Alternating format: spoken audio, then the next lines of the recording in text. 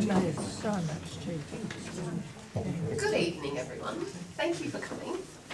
I'd like to open the ordinary meeting of Council Thursday, the 23rd of May 2024, to be held here in the Jarrah Room of Pemberton. The Shire of Manjimup respectfully acknowledges the Noongar people as the traditional custodians of the lands in which we work throughout the region, and we pay our respects to their elders past and present. Announcements by the President. I would like to thank you all for coming. It's a great privilege that we get to come to our outlying towns and hold our council meeting. It means that we are within your space and it gives you a chance to tell us what's important to you. I know that there is an item on the agenda which I think most of you are very passionate about. I would ask that you do remain respectful and just be aware that no decisions on that item will be made tonight. It is just simply that motion may come to consideration of council at the next meeting. But I do appreciate you all coming to let us know your feelings and the many, many emails and phone calls that we have all received. Thank you very much. Attendance 3.1, apologies, there are none. 3.2, approve leave of absence, there are none. Item 4, declarations of interest. Mr. CEO. Thank you, Madam President. I have three declarations. One from Councillor De Campo in relation to item 9.3.1, which has to do with payments made by the Shire over the course of the last month or so. Councillor De Campo has declared a financial interest in this item as he has provided his business, De Campo Transport, has provided some services to the Shire. I have two impartiality interests. One from Councillor Paul Omaday in relation to item 8.1, which has to do with the Pemberton co-location project. Councillor Omaday is a committee member of the Pemberton History and Heritage Centre, the Visitor Centre and the RSL. And on the same item, Councillor Ventris has an impartiality interest as his wife is the Secretary of the Heritage and History Group. He's a member of the Chamber of Commerce for Pemberton. Thank you, councillors. Thank you. Section 5 is public question time. 5.1, response to public questions taken on notice. That response and question is in the agenda, which is on the Shire website. 5.2, public question time. Under meeting procedure determined by the Shire of Manjimup Standing Orders Local Law 2013, this is the only opportunity for members of the public to ask up to a maximum of 2 questions of council. There is no further opportunity to question the Shire of Manjimup during the meeting. Questions can be asked on any Shire matter, not just on issues included in the meeting agenda, and each person shall have up to 3 minutes to ask their question, which might be extended by an additional 3 minutes where considered appropriate by the presiding member. Persons asking questions are entitled to a response unless the question is declared out of order by the presiding member. If any matter requires further investigation, that response may be in writing. Any person asking questions of council must state their correct name and address, as this will form part of the public record of this meeting. Just before anyone comes up, just to let you know, we are not live streaming, but we are recording and it will go onto our YouTube channel tomorrow. Thank you. Public questions. Please come forward. Thank you, Madam President. Is the mic on? Is it? There's a little button. A little talk button. And it's blue, it's gone. There you go. Thank you, Madam President. Deborah Manjimup, Secretary of the Pemberton 1919 Heritage School Preservation Inc.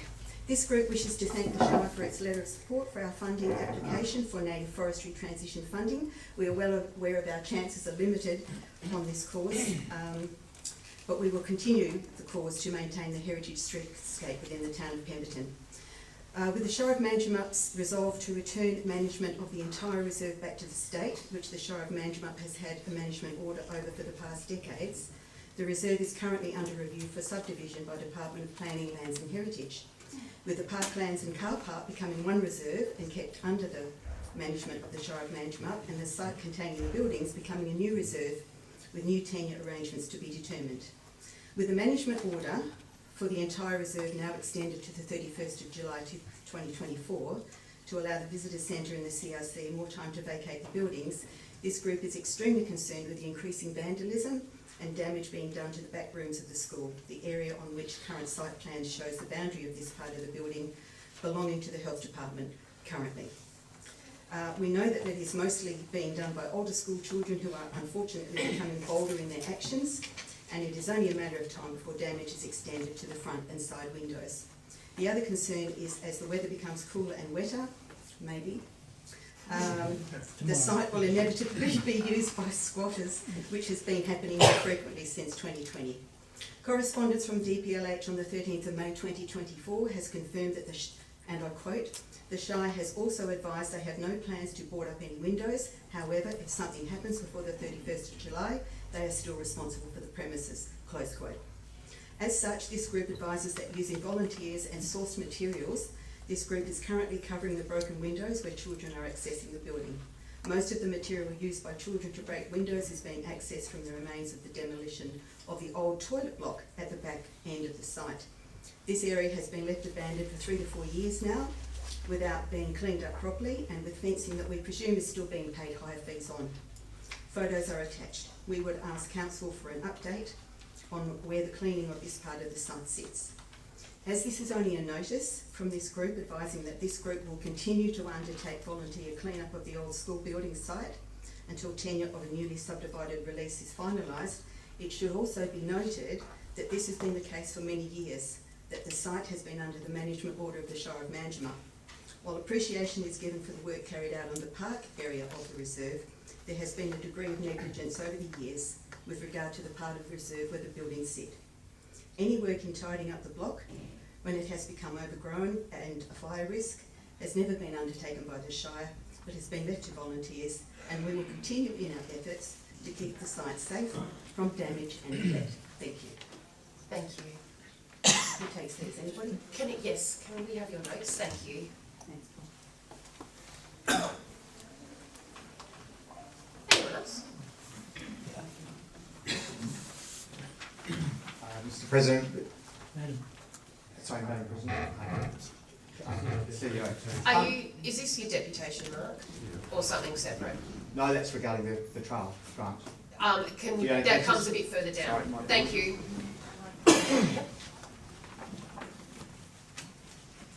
Thank you, Madam President. Thank you. My name is Renee Thompson and I'm the owner of Cottage 21 Kelly Street, Pemberton. And I'm here in regards to item 9.54 on the agenda. I'm asking that the council approve a grant approval for the demolition of our wooden shed and the approval to rebuild a colour-blind shed on the same site in heritage colours. Only one of the original walls on the shed is still in okay condition, and the rest of the shed has been added on by previous owners and is made from steel poles, chicken wire gates for windows and different sized boards and roofing materials. This is unsafe. The floor and the stumps are rotting. We run an accommodation business on this property and are concerned for our guest safety. We cannot use this shed for storage as it leaks. And even though we have double locked it, it has still been broken into. We have been offered an alternative by the Shire, which was to leave the wooden shed where it is and build a new colour-blind shed opposite it, over the other side of the yard. This would mean removal of 5 established fruit trees, a fence which we would have to rebuild, plus it would mean we would lose the backyard. We would still have an unsafe shed which would be an eyesore and would become more dangerous as it falls down. We do not believe it's fixable, and since the mills have been closed, wood is much more harder to source and way more expensive. So we're asking that we grant approval, or the Shire or Council helps us assist us to get this approval. Thank you. Thank you. good to know.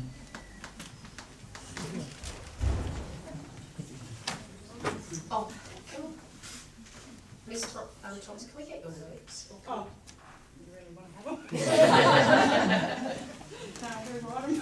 you. Thank you. Thanks. Thank you, evening. My name is Kirsty Martin. My address is...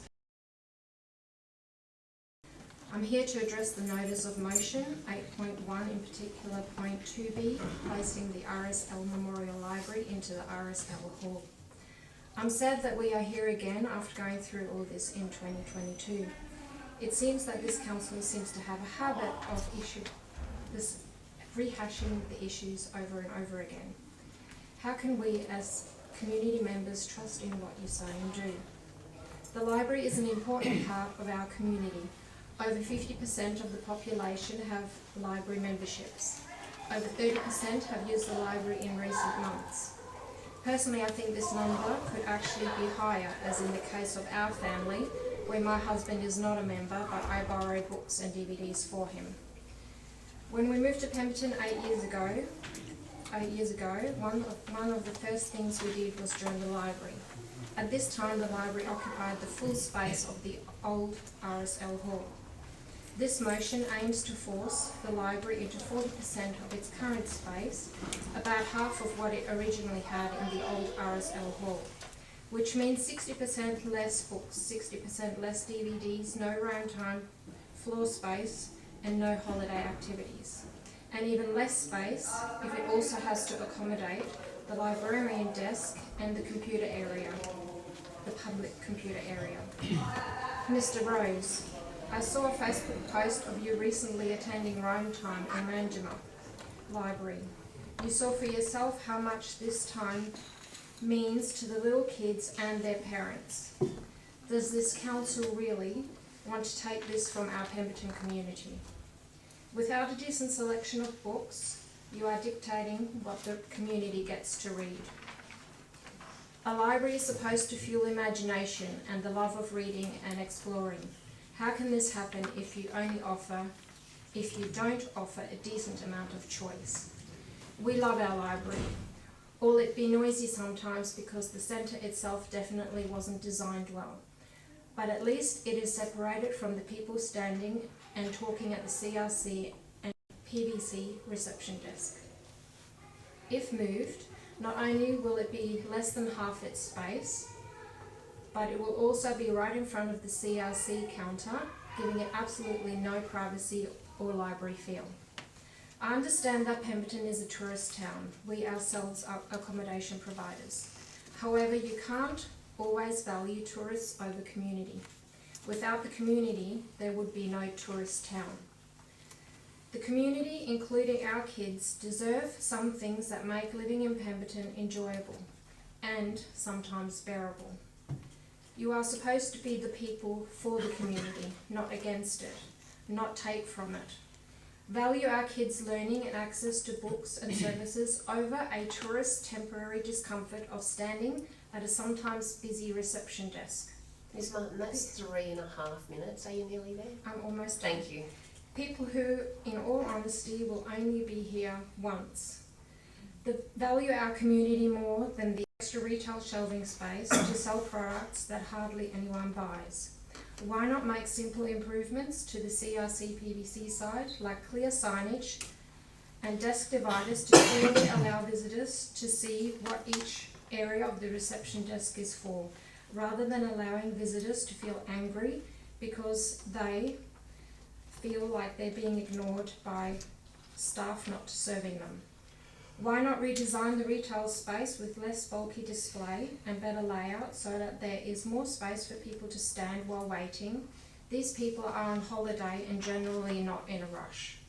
I went to the hub, looked at the space and spoke to the visitor centre manager, and no doubt she's passionate about her job and clearly wants to make improvements, but I see that not every step has been taken to make their space work. I'm asking you on behalf of our children and the greater library community to vote against the notice of motion, or at the very least remove point 2B. Thank you. Thank you. Could we have your... Thank you. Thanks.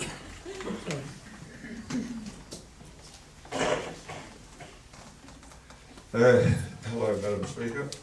I'm here on behalf of 45 Jacksonia Avenue in Walpole. And what I want to bring to attention Just your is... name, sorry, sir? Oh, Michael Lutz. Thank you. I'm the half owner. I sent quite a detailed email to all councillors. I hope they did read it to find out what was going on. And officer recommendations is the final part that I got back to read to see what was going on. The one thing I did find there that the council does not support the intent of proposed subdivision. I did ask for that to get taken out actually, if I could, because there is no vote that's taken place on that as far as I can see. So no one has any obligation to say otherwise. And then 1.1, it says here revised bushfire management plan. This element 3 that I've also put forward in my email to say that I support element 3, but I didn't know of anything about this new Bushfire Act and escape routes, which is part of the guidelines for planning in the bushfire prone areas. Basically, it shuts you down for doing anything when you read it. And I'd like to have that further looked at if I can, or I don't know if you defer or whatever, one side.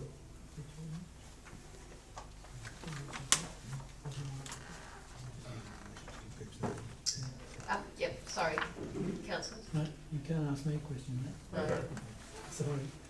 Okay, I would like to have time, if possible, for the guidelines for the planning bushfire prone areas to get that element 3 put forward by a level 3 bushfire works person, so I can get done. The other thing was soil evaluation prepared in accordance with government sewage. It was put forward that there is a shed put there which already has sewage put on, which was passed. There's also a dwelling there that has sewage which was put on and passed.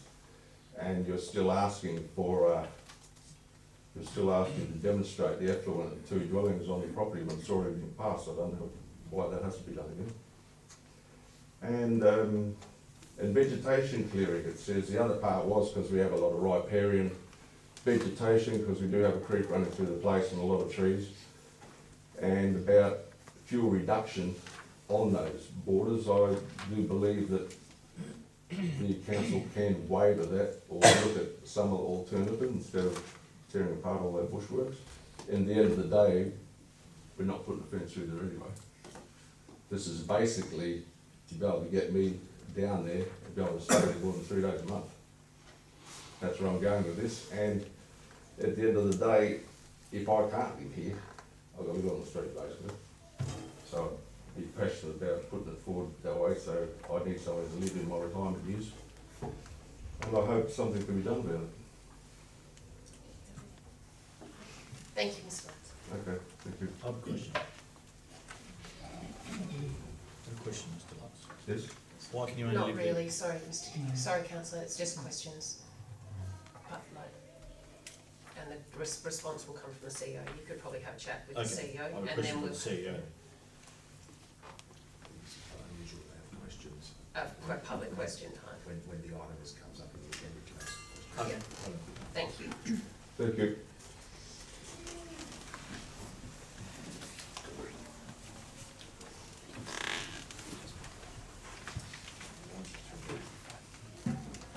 Good evening, members of the council, and obviously good evening to members of the community as well. My name is Matt Doherty. My address is 28519 South Western Highway, Middlesex, next to the research centre. In relation to 9.5.7, firstly thank you for the support and consideration of my planning proposal. I'd like to start by commending the council planning team for their support today. My intentions from day one was to follow correct process, applying for approval and providing a detailed proposal to assist decision making, while also ensuring all parties involved are happy for me to proceed with a wayside store at my property. I'd like to note, since my application was submitted on the 31st of January, I've made 3 rounds of improvements, additional investment and new revisions to support all feedback, concerns and to ensure final approval is met.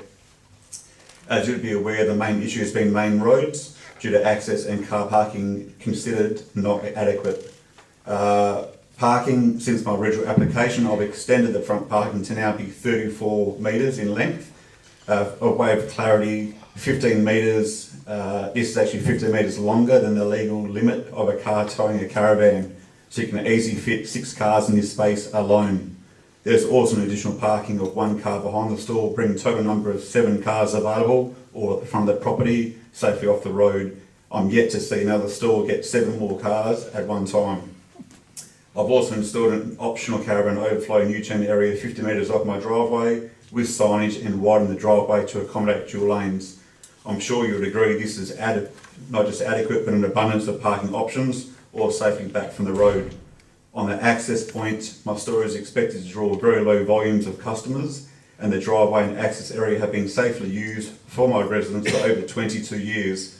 Currently my family, my visitors and members of the community that attend my property are met with the same conditions and access of my property with ease, so I do not see how this would be any different to store visitors.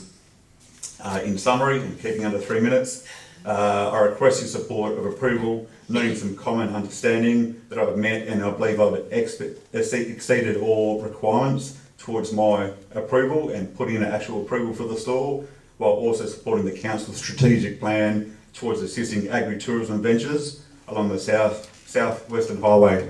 Thank you for your time. Thank you. You got- Can we have your notes, please, Mr. Dunn? Thank you. Can I have your approval, please? I'll let you know later.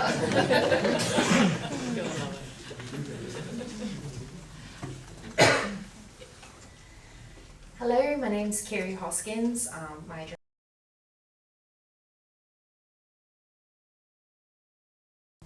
I'm the current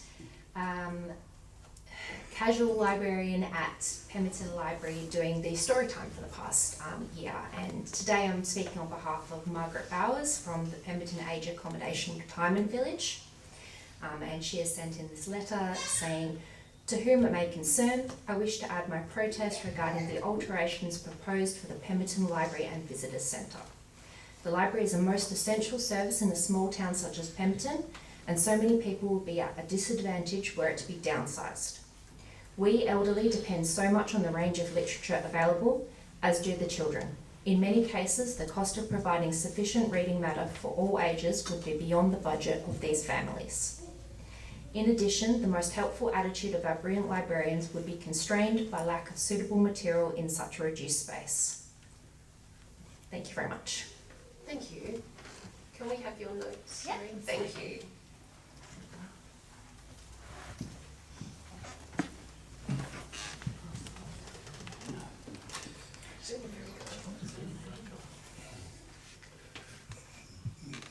Good evening, Madam Chairman. I have a comment to make and then 2 questions, please. Thank you. Name. Your My and name address, is please. Philip McWhirter, PO Box 11, Pemberton. I do not have notes. She'll write fast then. First of all, I would like to recognise the work that was done by the Pemberton Hub Committee to work through a number of very, shall we say, disjointed comments and requirements to facilitate the ongoing presentation that has now been submitted. As previously spoken, some 6 months ago, when this was all first raised about what the assignment of within the community hub was going to be located, I felt that we had resolved the issue. The comments were revoked, I think is the correct term, Paul. Sorry? No, you're the president then. Come on, pick up. And as You can't ask me a question. okay, in the minutes, the the item was revoked, and my understanding was that this was now a dead issue. To see it being resolved into this forum again causes me a disbelief in the council's requirements and what we are trying to establish here as an organisation. So my first question has been, I understand that there has been significant comments made by our residents about how the facilities will be used, particularly the library space, and some of the questions have been raised about the support for both the visitor centre and also the CRC. I would suggest that the present comments made, the number of people here tonight, in my opinion, reflect that there is a strong urgency on behalf of the Pemberton residents to see the current situation is resolved finally. Mr. McLeod, that's 3.5 minutes. Did you want to keep going for 6? I'll give you another 3. Yes, please. Go for it. I don't think my first one was 3 minutes. So, that being the case, I believe it would be beneficial for the council to hold a single meeting for the local residents, for them to finalise what the thrust of the situation is for the residents and how they can best then fill the need of our community. That is all. So can I just recap? So your first question is? My first question was concerning why are we regurgitating this? Okay. And secondly, although there appears to be a situation of, I've heard various rumours, and obviously no comment, of 60% of the residents are fully endorsing the current motion, and I would recommend that there is no veracity in that statement. So I can answer your first question. So the first question is the process of bringing that notice of motion back. So we had this just last meeting as well. This is just part of that democratic process that we can bring something back. It's not to say that the intent of the motion will be passed or won't be passed. I do encourage you to wait until we go through the motion of notice, and I would say that you will probably get some answers to the rest of your questions through that. Thank you. No worries.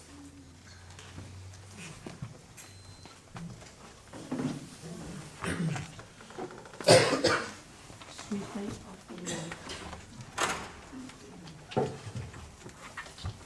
Madam President, councillors, Shire staff, members of the gallery. What I have to say now is probably a little bit redundant after what Mr. McWhirter said, but Claire, can we just have your name? Sorry, I'm I know who you are, I'm but getting there. For those that don't know me, my name is Claire Bailey.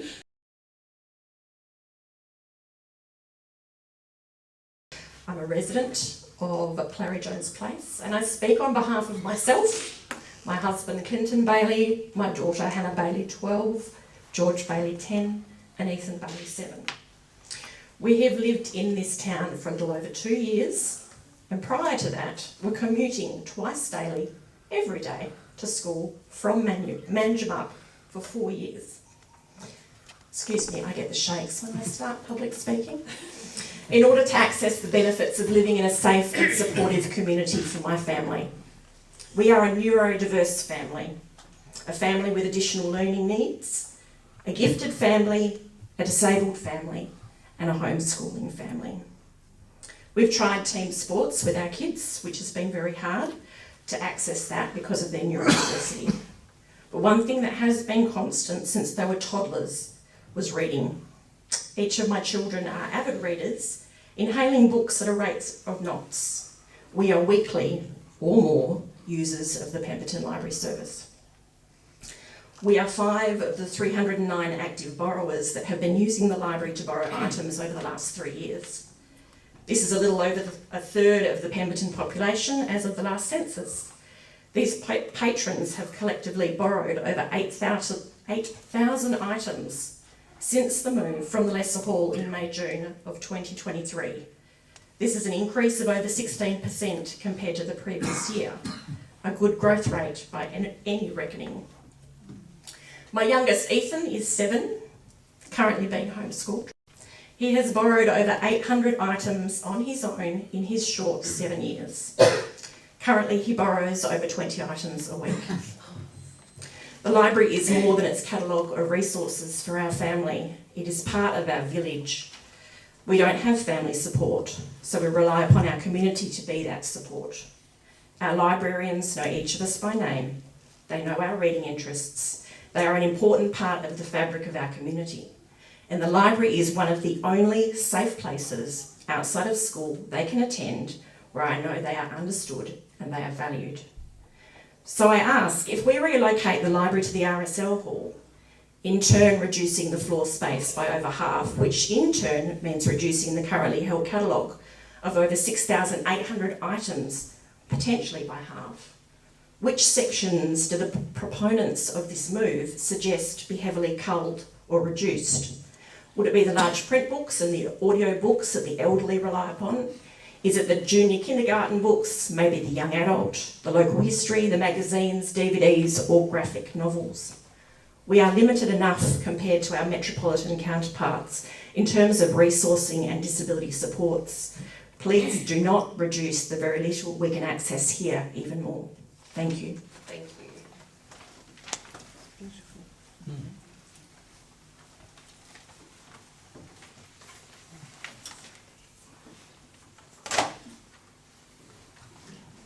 Good evening, Madam President and councillors and locals. My name is Carol Gorby. I am blessed to be a recent local, 4 years now, permanently down here. I also have a disabled son. My son David is 40, autistic, and once a month he comes and stays with me for a week, which is the highlight of every month, and he counts down the sleeps. And one of the highlights, apart from having coffee with the neighbours, is to go to the library on a Saturday morning and talk to Cheryl. And to have somewhere I can take him that is welcoming and peaceful is huge to me. And I would like sort of a demonstration from the council that locals matter as well as tourists. I know we get the money in from the tourists, and the locals have to put up with the idiosyncratic parking and driving and stopping in the middle of the road to take a photo of a log truck coming up the hill towards them. And if you don't have locals here, no one's going to be staffing the cafes and everywhere else. It sort of meshes together like a village. And being an old fart myself, at 68 with multiple interesting health problems, there are times when I would be incapable of going to Manjimup, to the bigger library, and to be able to come here to this little oasis of calm is just a blessing. And yes, there's a good choice of books, even though it's small, there's a good choice. And the library staff are treasured. And I'd love to have that acknowledged, and it's not just about the tourist dollar, please. Thank you. Thank you. I'm sorry, that was extempore, no notes. Thank you.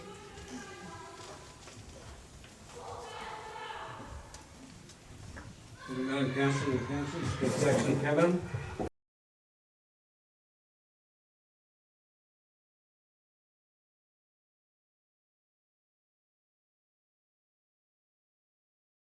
I've got a question for Council, or a couple of questions, which I presume that's all right.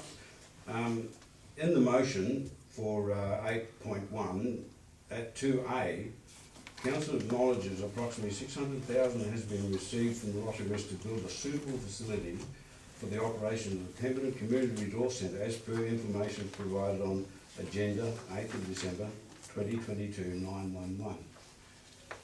Can Council confirm that that's correct for me? Can I defer to the Director of Community Services?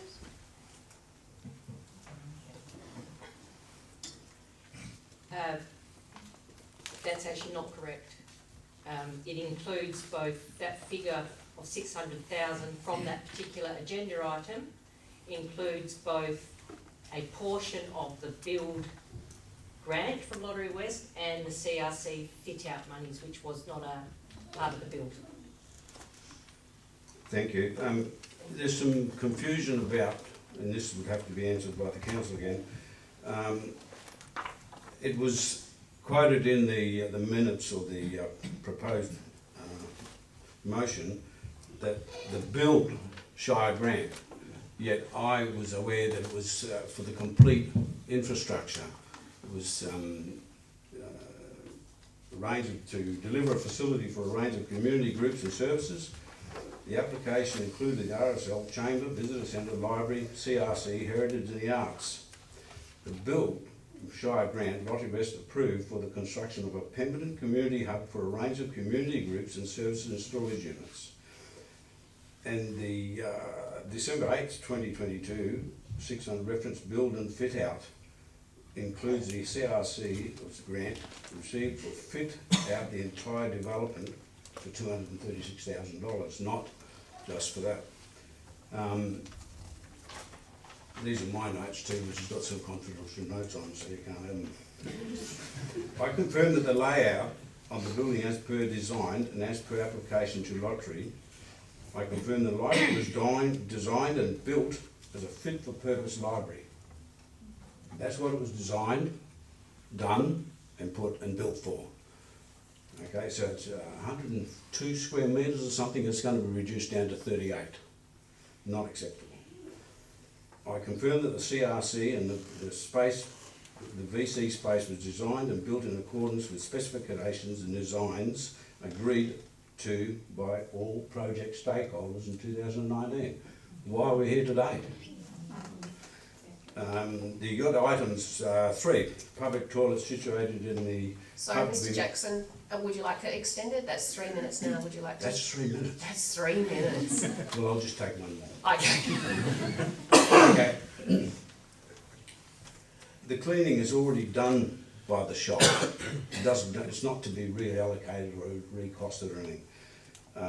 Council owned and centrally located facility, gardens and landscape to be maintained by the council, including as part of the Parks and Gardens budget. It's already done. I don't know why it's even in the motion. The above items 1, 2, 3 and 4 to be costed and brought back to council for a final decision with a report and financial costings for an absolute decision by council.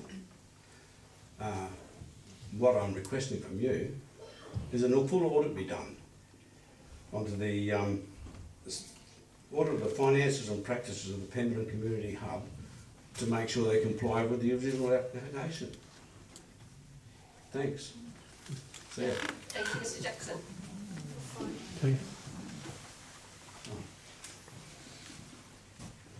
I'm usually squashing with the loader.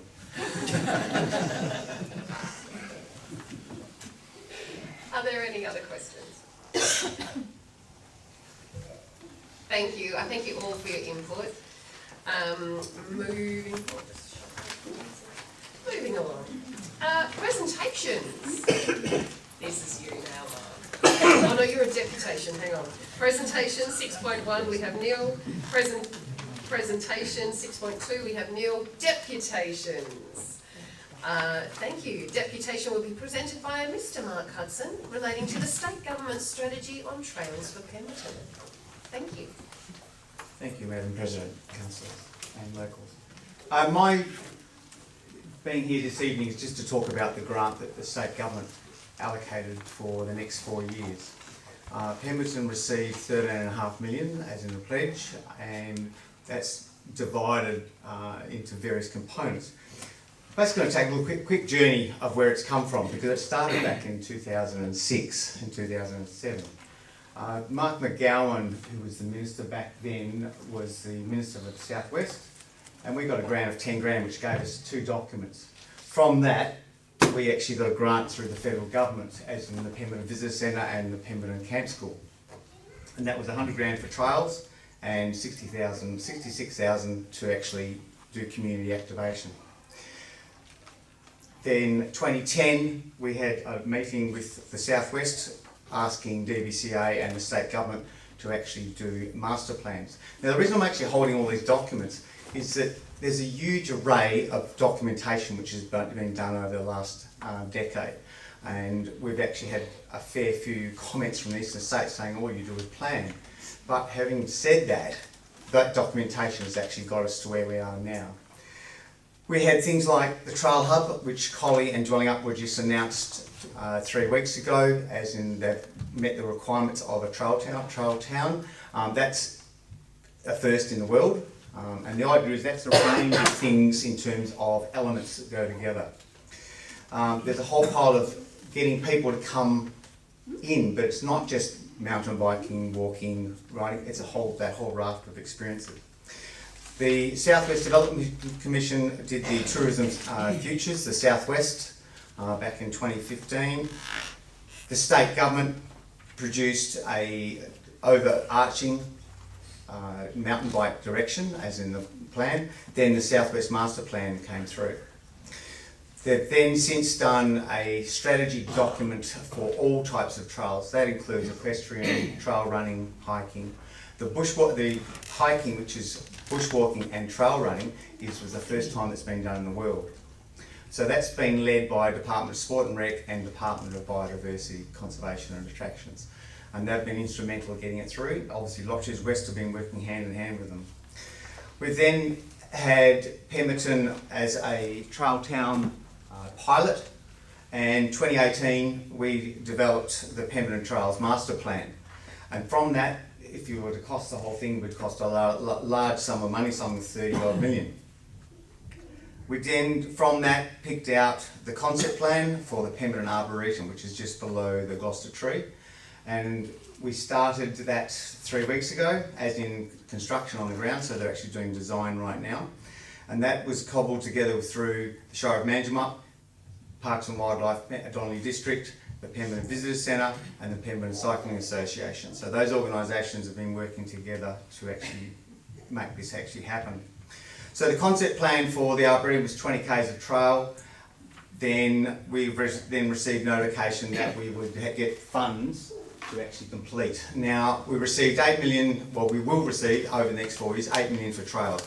So that includes finishing the Arboretum, so that's roading, toilets, picnic shelters, finishing with 20 k's of trail. The Shire, through Edie Appledorn, has been representing, and she's been working with Michael Lears regarding things like wayfinding, those sort of things, so we actually get better signage around. That also forms part of the actual grant funding as well. And things like different types, the actual information available to tourists, that's including maps and that sort of thing. There's two lots of 3 million, which is a long distance mountain bike track. So currently the Mundabiddi goes from Manjimup to Quinnup to Pemberton. We're looking at going from here out towards Carry Valley, 2 nights back up to Diamond Tree. So the idea is it becomes a multi-day long distance trail, but people, obviously you can do budget, medium or moderate accommodation or upmarket. We're also looking at bushwalking. So that's going out on the Bibbman track out to the Warren Hut, coming back around through to the Warren National Park, so Drafty's Warren, then going out towards Boat Landing Road, Carry Valley, then back through. So the idea is it picks up existing accommodation providers, but also looks at things like the other services, so that we can have people drop like Cape to Cape, the Overland Trail in Tasmania, Three Capes. The idea is that you have a range of product, and one of the things that Tourism WA, who are working with us, is that they want bookable product. So for our market down here, it's obviously particularly West Australia, but we have Eastern States and we do have internationals. And because it's multi-day, we can have people obviously pick the eyes out of it, or do the whole lot in various formats. It obviously picks up the existing Mundabiddi and picks up the Bibbum track, which is really important. There's 3.5 million for Gloucester and Bicentennial Tree. So the upgrade there is not only obviously opening the trees, but also looking at other tree assets, so to actually make the sites better and work. There's $1 million in the Dean Castro for 4 campsites, because at the moment it's a bit ad hoc. There's also upgrade at the Big Brook Arboretum, so that's $750,000, and also the Warren National Park, so Drafties and Warren. If you've not been down to the Warren National Park, it's pretty sensational. So with that 13.5 million, it's an enormous amount. It's going to have far-reaching implications for our local community and also for visitors. It adds a range of accommodation options that people can look at. It obviously means we look at going for Trail Town status, so that we can actually have this array of things, so be it accommodation, marketing, branding, experiences. And that's not just trails, it's obviously things like wine, food, all those sort of things. And obviously tying in with things like the Southern Forest Food Council. So we're very excited. It's been a long journey, and we're looking forward to what is going to happen over the next 4 years. Thank you. Thank you. We share your excitement, Mark. You've done a fantastic job to pull this together. I know this has not been an overnight thing that's just landed in your pocket. You've done an extraordinary amount of work to get this over the line, so thank you very much. And the economic input that you have put into Pemberton is going to be phenomenal. Thank you. Question, are you on the commission? Mr. Smith? Thank you. Thank you. Thank you, President. My name is Gordon Smith. I'm a little bit out of sequence here because everybody else has had their say, and I was told to bring it as a deputation. But never mind. Thank you for offering the opportunity just to present this on behalf of my wife Margaret and myself. And my wife uses the library service quite extensively, and the submission relates obviously to the notice of motion. I respect the fact that the officer recommendation is for the notice of motion to be received and for the matter to be referred to the Chief Executive Officer for review of the implementation of the implications of implementing the notice of motion, and report back to Council at its meeting scheduled for 13th of June. If that's what eventuates, then I would like the CEO to be aware of our objections and the reasons that lie behind them. As objectors to some of the provisions of the motion, we would prefer that the notice of motion not be received and rejected on the basis that it proposes unacceptable changes to the allocation of floor space within the Pemberton Community Hub, and by implication seems to threaten the position of the librarian. By unacceptability, we mean that the space to be allocated to the library is so small that it will be impossible for it to be able to operate even at the level that was formerly the case before the community hub facility was built, and quite possibly be so constrained as to not be able to function properly at all.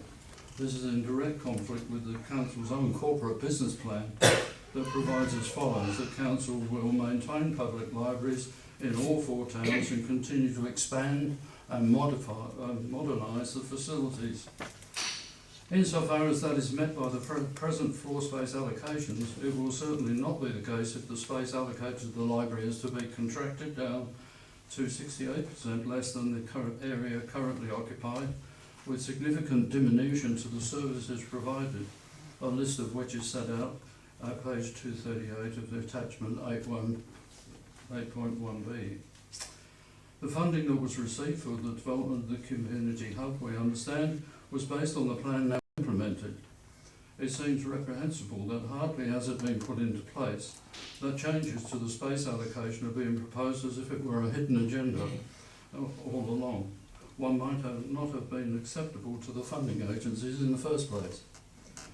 Not only by accepting this notice of motion will Council not be keeping faith with the Pemberton community in maintaining and improving its library, but neither will it be honouring the basis upon which it obtained funding with the fairly obvious reputational damage that could well jeopardise future applications for funding.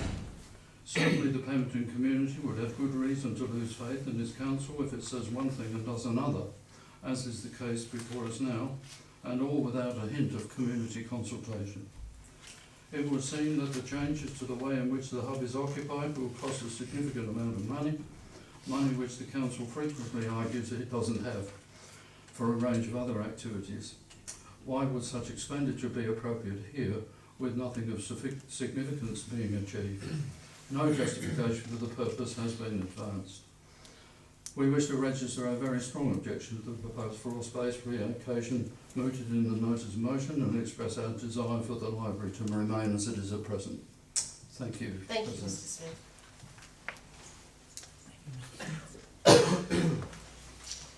Can I ask, is Dr. Otway here? Oh, hello. Thank you.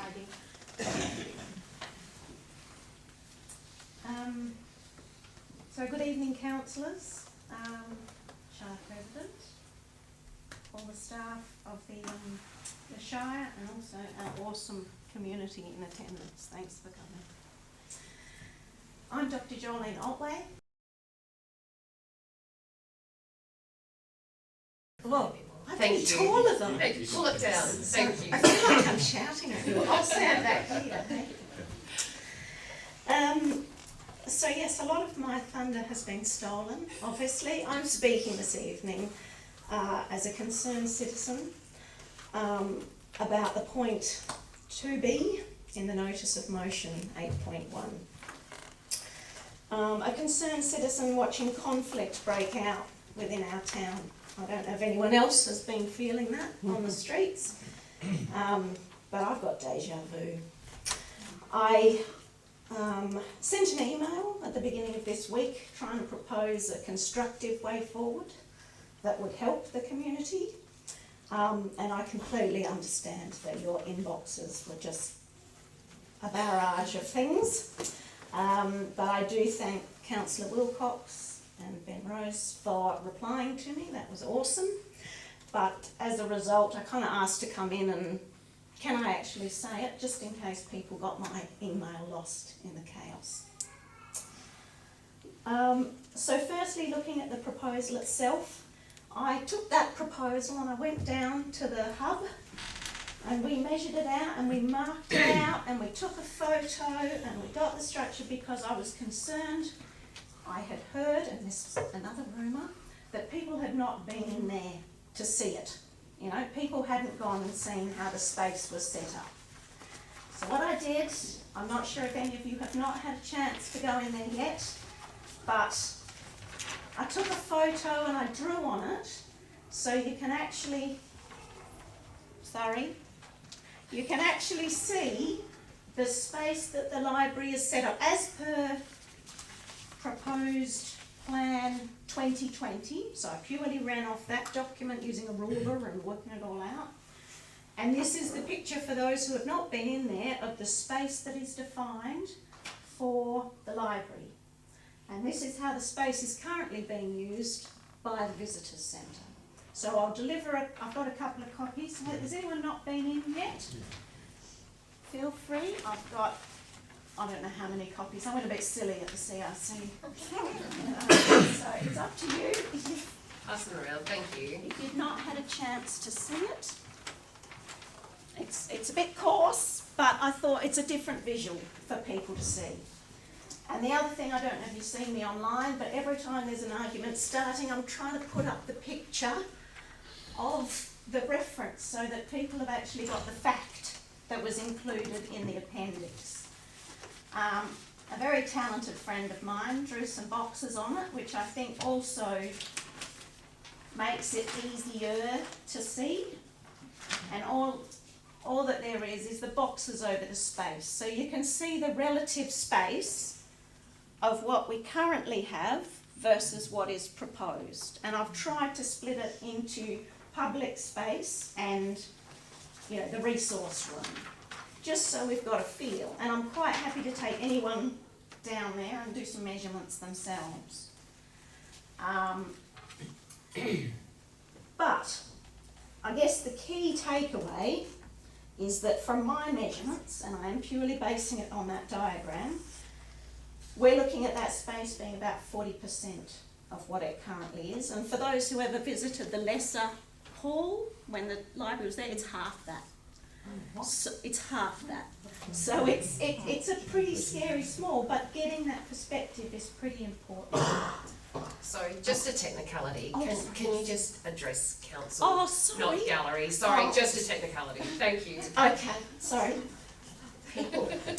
All right, so to get back to the deja vu, I spoke at the council meeting in 2022, and my key topic was how sorry I was to see the pain happening in our community, and mainly due to misinformation, misunderstanding, not clear definition. And we're there again. I couldn't locate any research that had been completed to identify that community sentiment had changed since then, and I did include that in my email, but I didn't get any information back on that. And I've not seen anything in the community consultation yet. I realise this is a notice of motion, but I would imagine that there'd be some reason to be putting it up. So I do look forward to hearing about that research and what has been done to address the fact that this proposal was rejected not once but twice. So obviously the 2020 and 2022. Having said that, my key concern and my reason being here tonight is that if this cut of area for the library does not go ahead, are we going to be going through this process a fourth time actually, a fifth time and a sixth time? Or if it is successful, are we going to have a counter motion later on and argue back the other way? I think if either is the case, then we need a better strategy to reduce the toxic impact this argument is having on the community. And there also needs to be a plan put in place for the employees working in that space, because that is not healthy. So before we enter into another round of misinformation and assumptions, I would ask everyone, be the council or the community, to pause. You know, let's just stop. We've seen misinformation in the social media, we've heard it on the street. I know that there's a lot of anger and fear and frustration from people, and as a governing body and concerned citizens, we need to stop the ill-informed conflict going forward and identify what the community actually wants.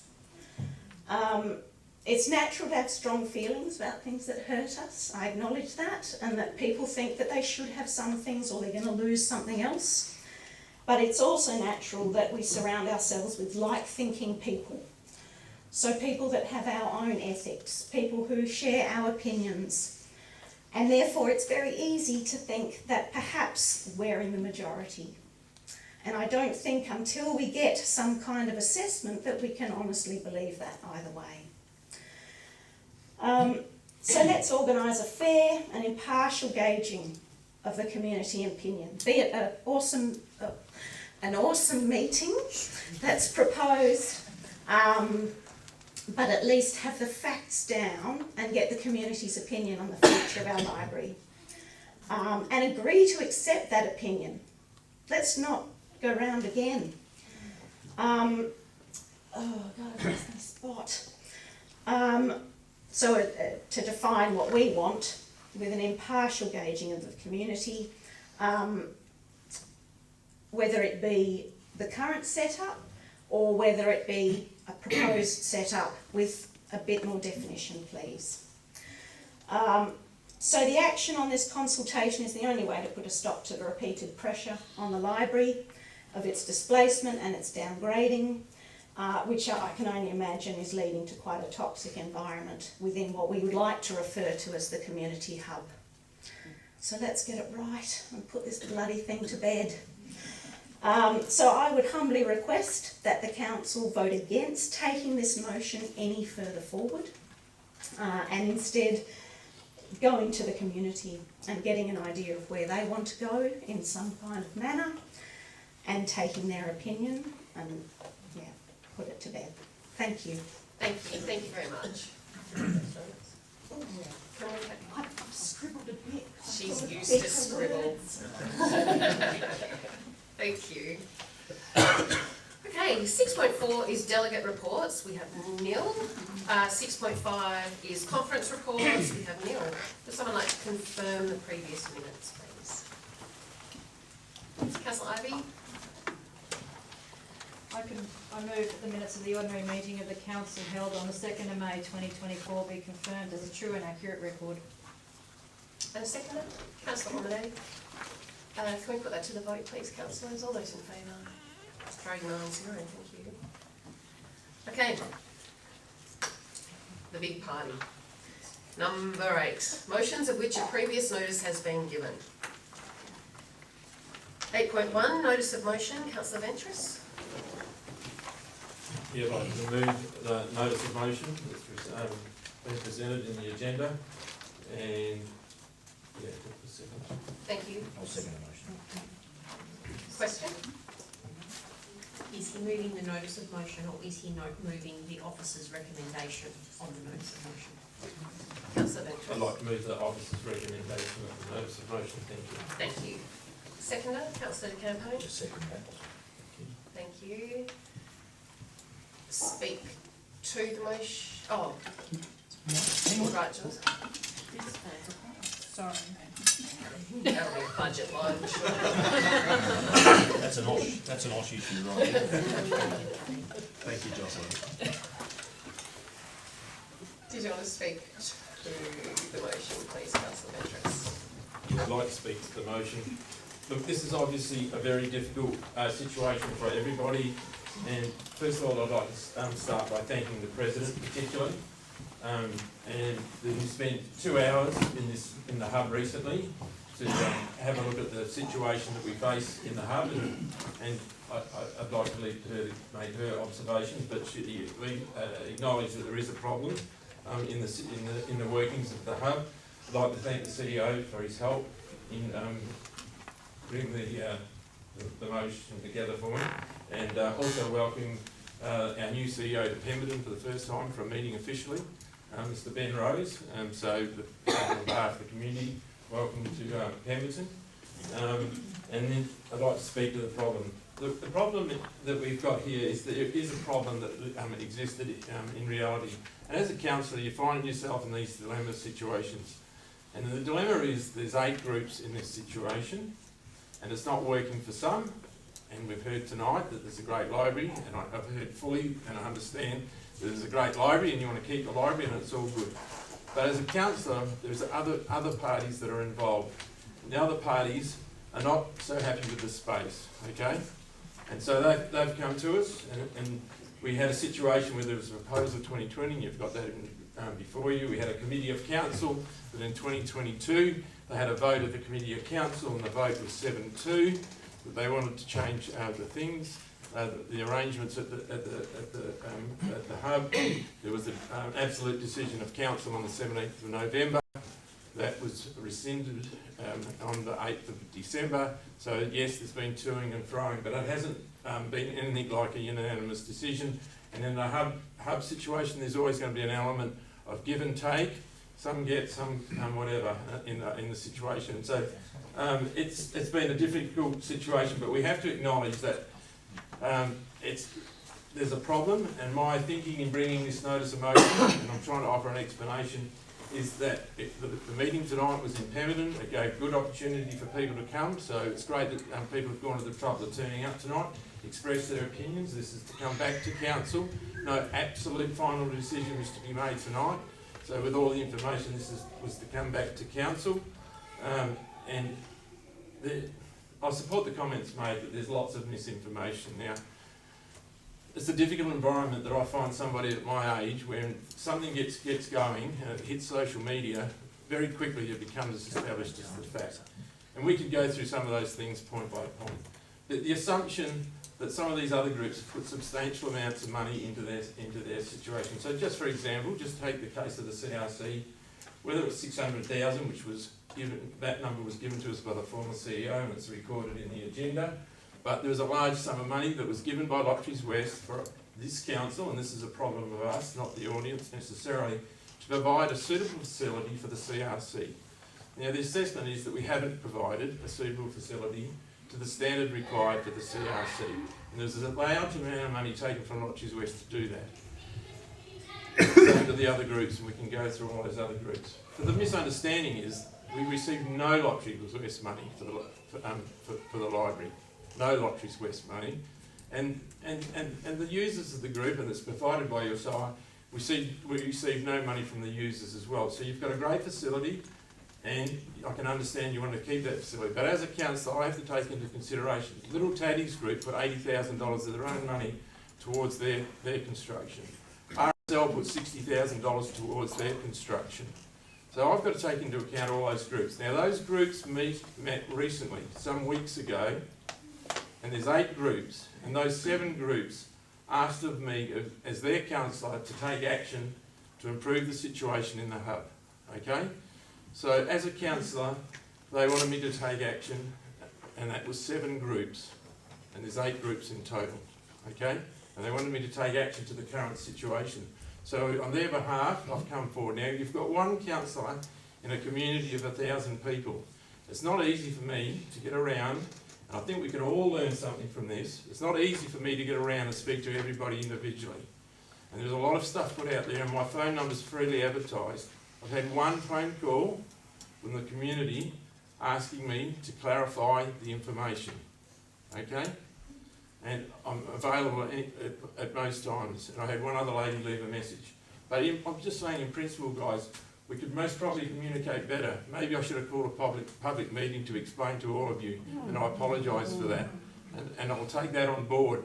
But it's not easy when you're a bit of a dinosaur like me to get around to everybody and give the information that's required. So some of the information, but I have heard tonight, we want a good library, we like a library. But let's not discount some of the other groups. The visitor centre provide us with a swimming pool. We had kids today tell us how great the swimming pool is. They provide the money for the swimming pool. They provide $22,000 a year for the mountain bike park. Some of those comments that were made about the visitor centre not contributing, they drive our whole economy in the town. It wasn't particularly fair. 30 seconds, Councillor. Yeah, 30 seconds left. So, you know, we've got a lot of groups that contribute a large amount to these communities, and I'm just going to finish by saying the CRC is a large contributor to this community, and it hasn't been easy for their manager, and it hasn't been easy in that environment. We need to find a solution, and I'm going to move this motion, and I'm going to vote against this motion, and I'm going to support the alternative motion made by Councillor de Camp, that's been put forward by Councillor. But because of process, it has this because it's a notice of motion, it has to go. I'll leave that maybe to Councillor de Campo, but I will be voting, and I encourage you to all vote against the notice of motion, which is going to be a little strange, but. Thank you, Councillor Ventris. Before we go to you, Councillor de Campo, I know this is a little bit off, but we don't do things normally around here. Thank you, Councillor Ventris, for your humility and acknowledging how hard this is. And it is a hard job being the only councillor within a large but small community. It is a big job to get out and speak to everyone. So thank you for acknowledging like the job that you're doing and the decision that you've made. Thank you. Councillor de Campo. Thank you, Madam President. Could I please foreshadow, firstly, an alternate motion, if this motion is to fail? Thank you. Okay. I'd like to now speak against the motion, and thanks, Councillor Ventris, for your words, and you're right, it is difficult to get around. I spent 2 hours in the hub myself today. What is the motion? Oh, I need to read it now. Okay, the foreshadowed motion is, Just the gist. the gist of it is that, it's a bit hard to do the gist because Just it's complicated, so I'll read the foreshadowed motion. It is the council direct the chief executive officer to engage a consultant to undertake an independent review of the Pemberton Community Hub Balang Maya project, including recommendations in relation to 1.1, governance arrangements for the operation of the hub, 1.2, financial arrangements for operation of the hub, 1.3, building and tenant layout arrangements for operation of the hub, 1.4, asset management and maintenance arrangements for the operation of the hub, and 1.5, parity and/or equity in relation to other co-location facilities that are owned, operated or utilised by the Shire of Manjimup. Point 2, it's the council direct the chief executive officer to coordinate and lodge a grant application with Lottery West for the completion of the building elements of the hub project, which includes the allocation up to 100,000 in Shire funds, subject to the 24-25 budget allocation. Okay, now I'd like to speak against the motion. I think everyone's intent here has been, in fact, pure. I spent 2 hours in the hub myself today, near enough, and the library works great, by the way. It's very difficult when you're in out of towns. You want to talk to the crowd, but in fact, the standing order says you have to talk to the president. But we know you love a Are crowd. you willing to allow me to talk to the crowd, Madam I President? know you love a crowd. No, So, You have to look this we way. have a purpose-built library. However, there are issues there, and those issues have been festering for some time. They've been around for a while. There are building issues and there are co-location issues. So we do need to deal with them as well. The alternate recommendation, in fact, deals with them in a way that everyone has asked for tonight, in a respectful way that we can then go back and say, well, yes, there's enough room or there isn't enough room. Do I endorse the library moving? Certainly not. The library works perfectly there and my granddaughter loves it, so there's no way I'll be endorsing moving that part of the building. However, we may have a circumstance where we haven't built a facility that's big enough. Let's let somebody that has some expertise in the industry work that out for us. So I urge you quickly, so we can move on to vote against this motion, and I can propose the alternative. Thank you. Thank you. So we just vote down, or do we have to vote against? Against the motion. Councillor Ivey. I've been on council long enough to be feeling deja vu as well. I thought this issue was also already resolved previously. From talking to locals, the main issue seems to be a conflict between the PVC and CRC, which I consider is an internal operational issue for members of boards and management to sort out and shouldn't require ratepayer funding.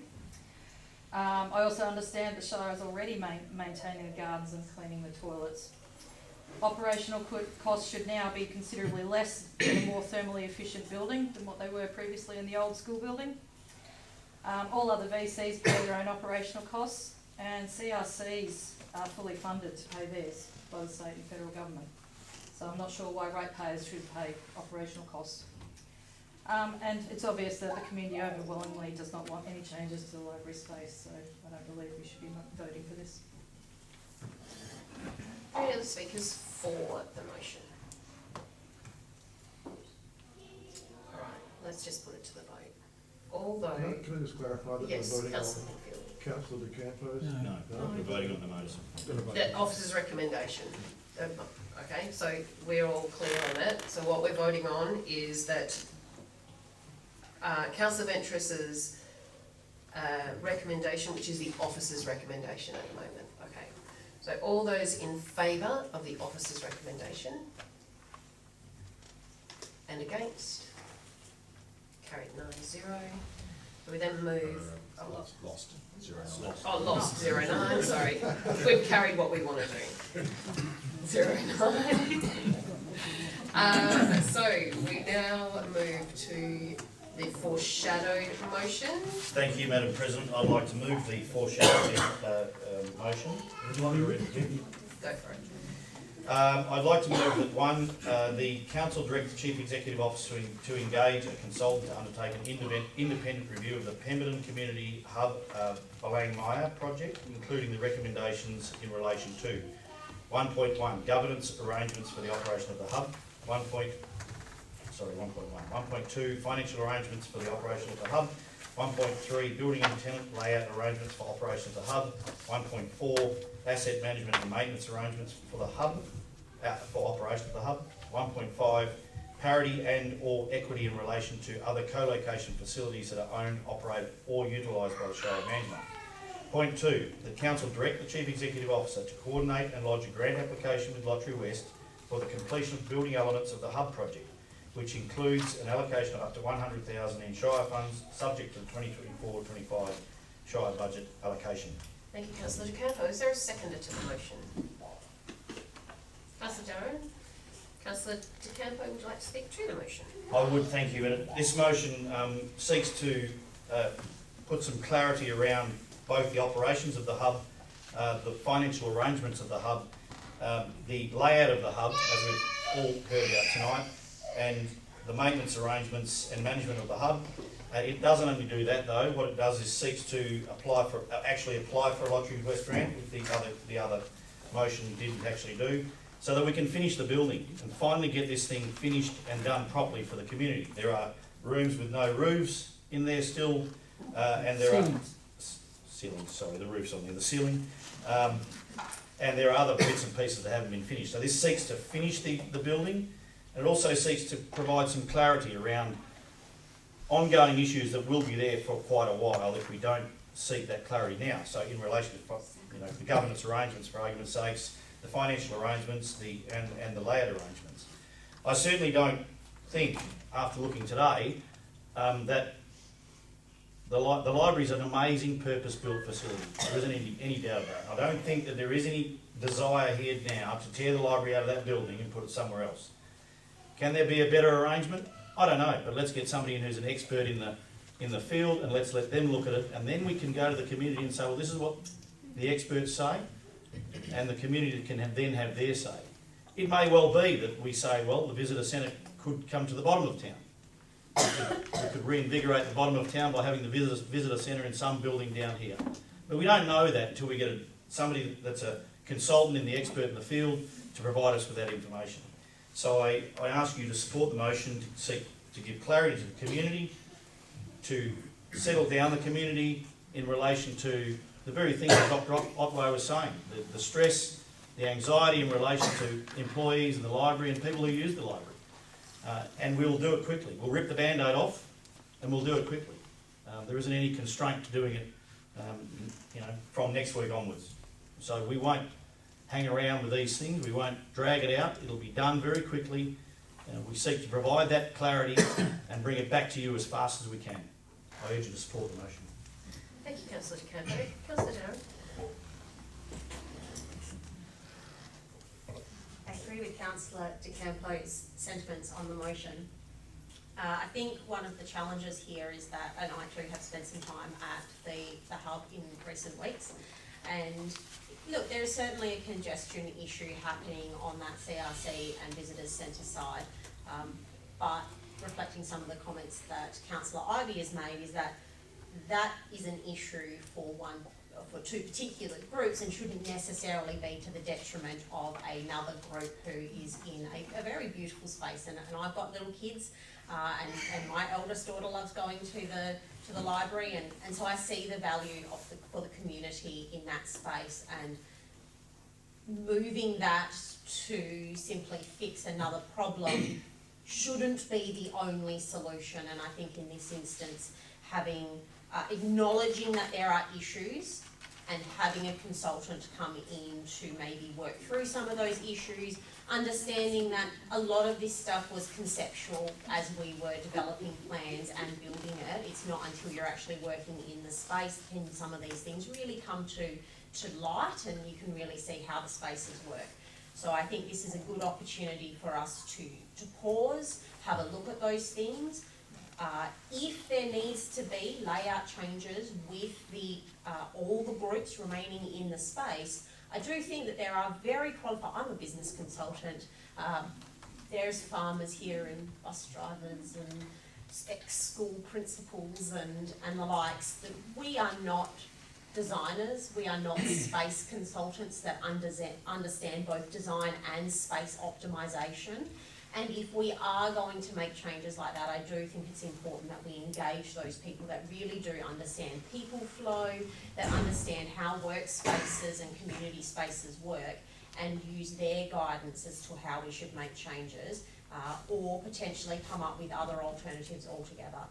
But I think that to simply switch over the spaces was maybe a too simplistic of a solution, and that we should really be utilising consultants to provide that expertise and knowledge that we simply don't have. So I would encourage you to support the motion so that we can put this to rest. I think the reality is that these things do keep coming up because there is an issue, and unless we fix the issues, whether we agree with the issues or not, if they are there, they are going to keep coming back for us to debate and potentially have community frustration. So let's knock it on the head, let's do it properly one last time, and work out, now that it's open, some of the issues that have come to light, and maybe get it going for hopefully the next 50 years without any more community frustration.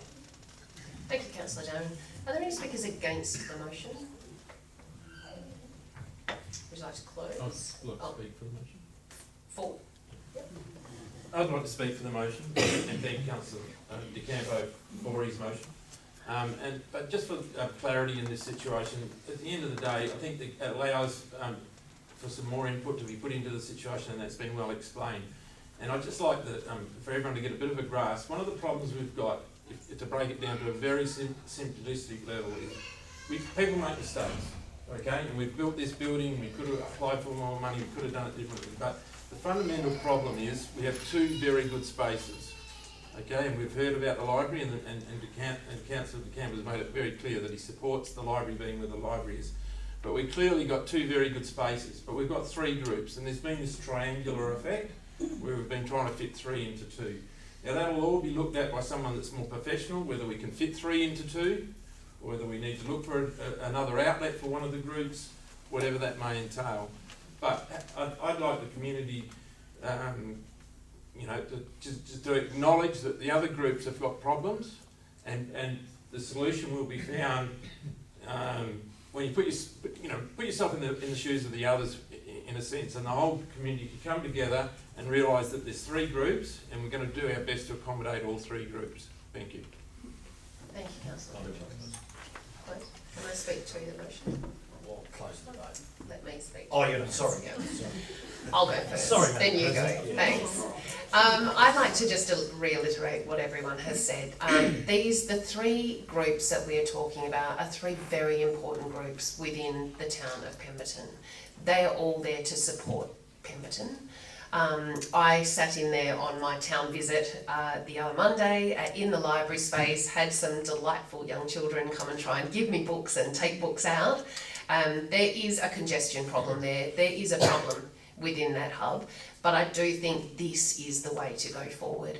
To be able to put a professional consultant in there to work out where the problems are, where that congestion is, this is the best way forward. I see the similarities when you build a new kitchen and you get in there and you think, I should have put a drawer there instead of a cupboard. It's as simple as getting in there, working with the space, and then seeing how it goes. We've done that. Some parts of the space are not working, but the best way to go forward is to get that consultant in there and have it independently looked at, and to bring the community all back together. We certainly don't need something like this to pull the community apart. Councillor De Campo. Thank you, Madam President. In the words of Helen Keller, alone we can do so little, together we can do so much. And the very essence of the words community hub should be that it's a community hub, that we can come together and we can all seek arrangements that are meaningful and that everyone is comfortable and are comfortable with. What this motion does is it seeks to do that. It provides clarity going forward, but it hopefully will bring the community together and stop tearing it apart in relation to this, because a community hub should really be about where people can go, enjoy the space and be very proud to own it as their own. And that's what Pemberton has had a very large degree of success in. And we're standing in one of those buildings today. In fact, 800,000 from the community was put into this building initially. Donation drives went on for countless years to build this to what it is today. And the hub has the ability and the beginnings of being able to do that as well. So let's bring the community together. Let's seek some clarity around that and around the terms and the references, and then bring that back to the community. Let's do it quickly so that it gives the community comfort that we're not going to sit on our hands and grab a consultant that might take 18 months to get. We don't want this back here in next year's meeting. We want it resolved very quickly so that you guys have certainty going forward. I can tell you now, I don't go to a library, but I can see passionate people that do. And when you have passionate people in a community, it's about the drive of that community. So I urge you to support the motion. Okay, councillors, let's put this to the vote. All those in favour of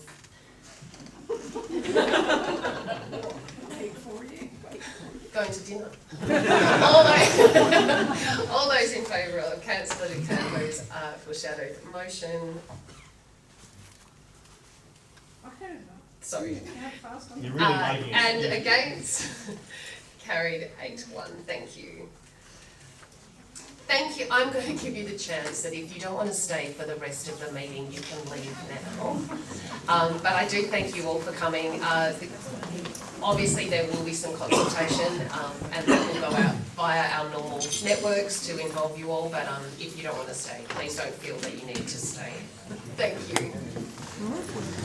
Okay, item 9, officers' reports. Because we're in an out-of-town session.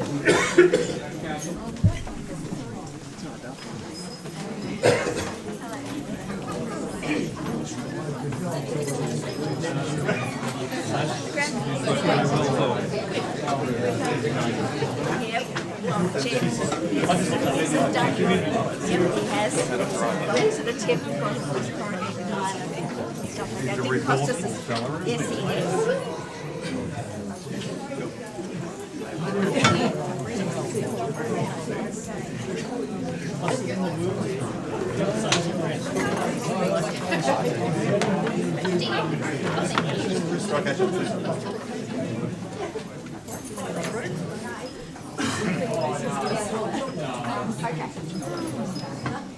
You hanging around, eh? You hanging around for the meeting, eh? All right, issues to sort.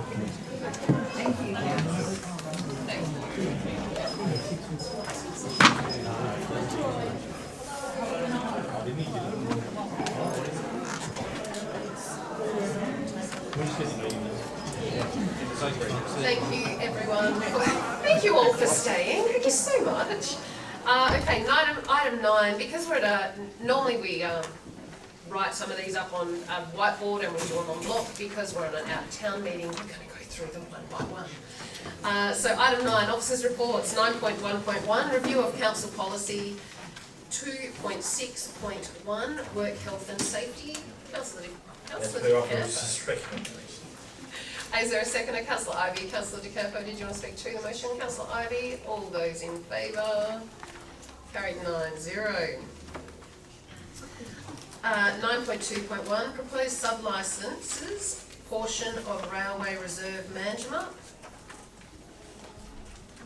Okay, as per officer's Thank you, recommendation. Councillor De Campo. Is there a seconder? Councillor Ivey. Councillor De Campo, did you want to speak to the item? No.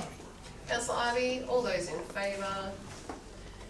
Carried 9-0. 9.3.1, Shire Financial, oh, you need to go, that's right. Oh, we'll zip through these now while he's out. Yeah. 9.3.1, Councillor De Campo has a financial interest on this item. We're not just throwing him out for the hell of it. 9.3.1, Shire financial payments for April 2024.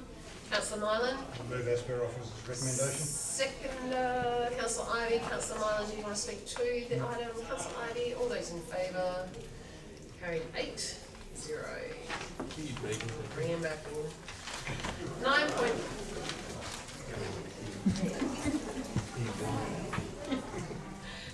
I have to wait for you to get back because you're the one that's going to move it. 9.3.2, monthly statement of financial activity, March 2024.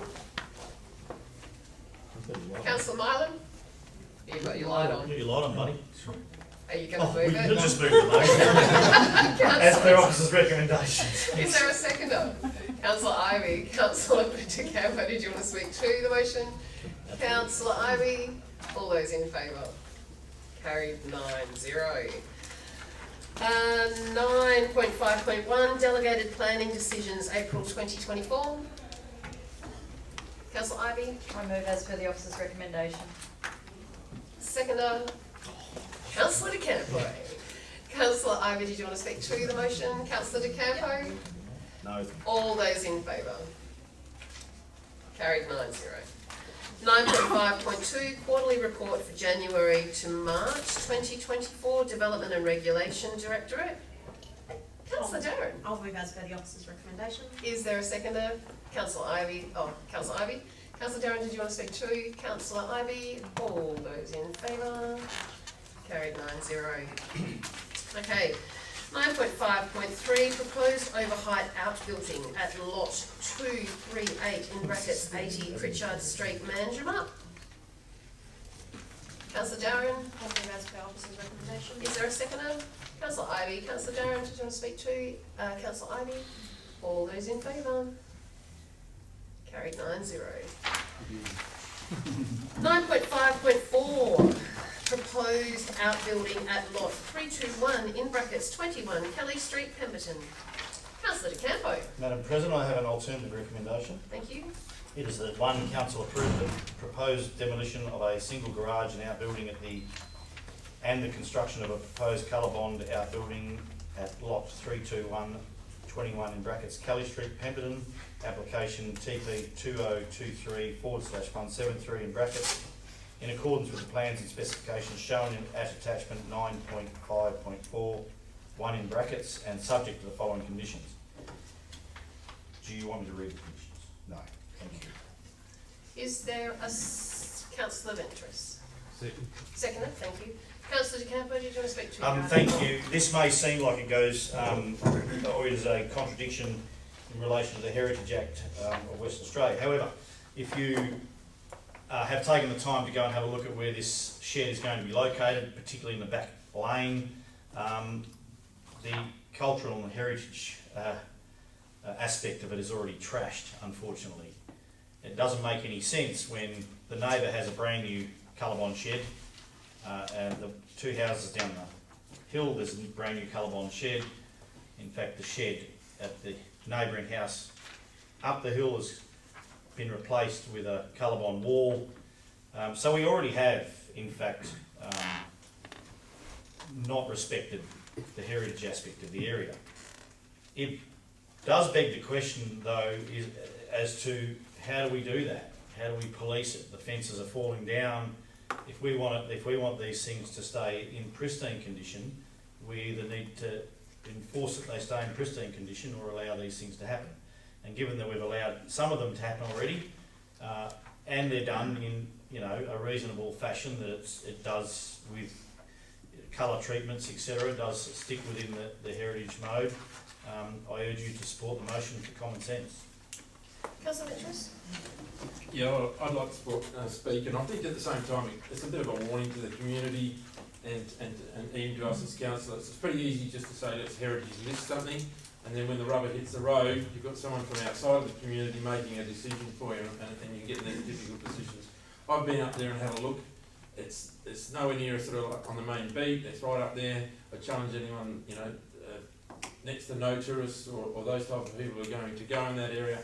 But I will say that, and a slightly different to Councillor DeCampo, is that if you drive along the streets, and my feeling is that most of the owners have made a very big effort to keep the front part of their houses very traditional and very in line with expectations.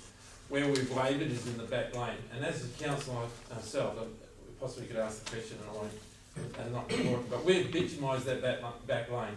That is not in keeping with the traditional way. That was a gravel back lane, and we've bitumised it for management purposes because it was flooding out in the road and stuff. So we've had to apply modern technology in our area, which is the back lane, for maintenance purposes, and we've bitumised the back lane when traditionally it was a gravel lane. Now, if we were to maintain it to the T and I and all the rest of it and stuff, we shouldn't have bitumised that back lane. And the owners find themselves in the same situation as we do as a council. Sometimes you just have to do what you have to do. We know that since a lot of this legislation that's coming up, a lot of it applies to St George's Terrace or Dalkeith, and you know, we're talking to people like BHP when they redevelop a property in St George's Terrace or something. It's a completely different application here. We've got a low social economic area. People have got to actually live in these houses. We know the shortage of housing and all the rest of it. And I'd like to particularly congratulate the owner of this property for the neatness and the tidy. All the hedges are trimmed. It's got a great presentation.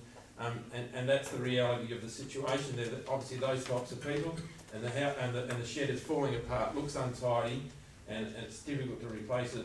And so they're going to replace it with a suitable coloured shed. So I think all endeavours have been made. And, yeah, I think the real problem is in this area and going forward is people that simply cannot afford to maintain their properties to the standard that's expected of them.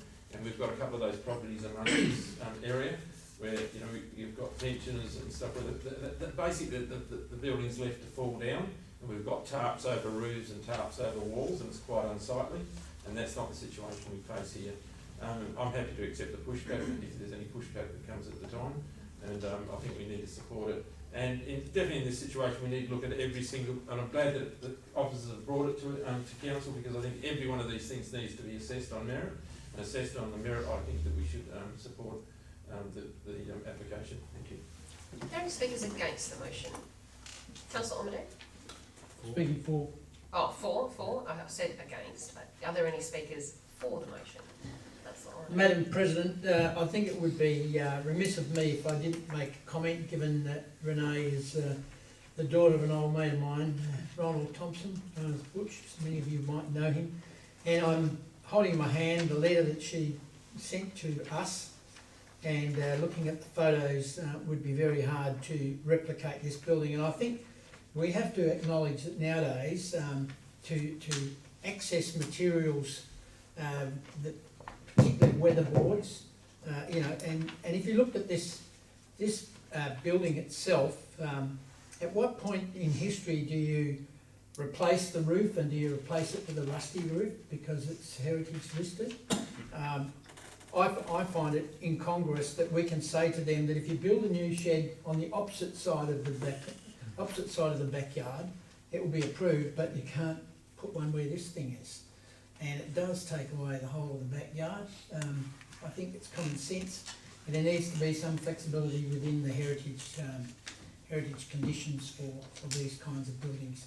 There's no doubt, as two councillors have said, that all of the people in that precinct keep their houses on the same standard as the Heritage Commission would demand.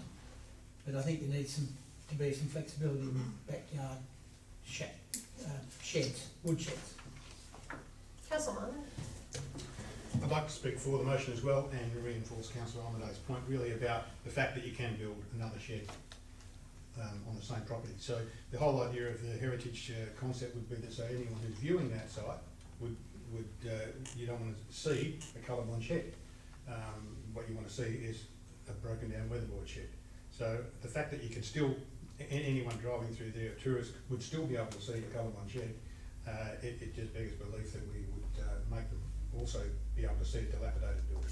So I'm speaking in favour of the motion. Thank you. Plants and nasturtiums. Would you like to close? Thank you, Madam President. I'd just like to reiterate actually what a couple of councillors have said. In fact, the Kelly Street side of this is in generally good condition, and all the homeowners are keeping their heritage listed homes in good condition. The sheds out the back, in fact, interestingly enough, came later on. They were built as wood sheds by Bunnings later on.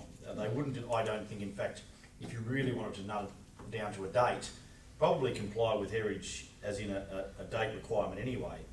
And a lot of them have been, you know, pardon the pun, but butchered over a number of years.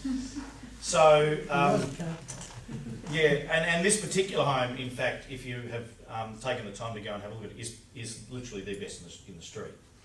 It's got an amazing hedge up against the house. I'll tell Craig. Yeah.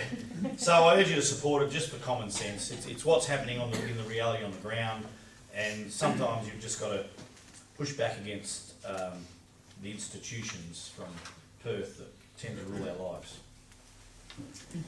Thank you. Let's put it to the vote, please, councillors. All those in favour? And against? Carried 9-0.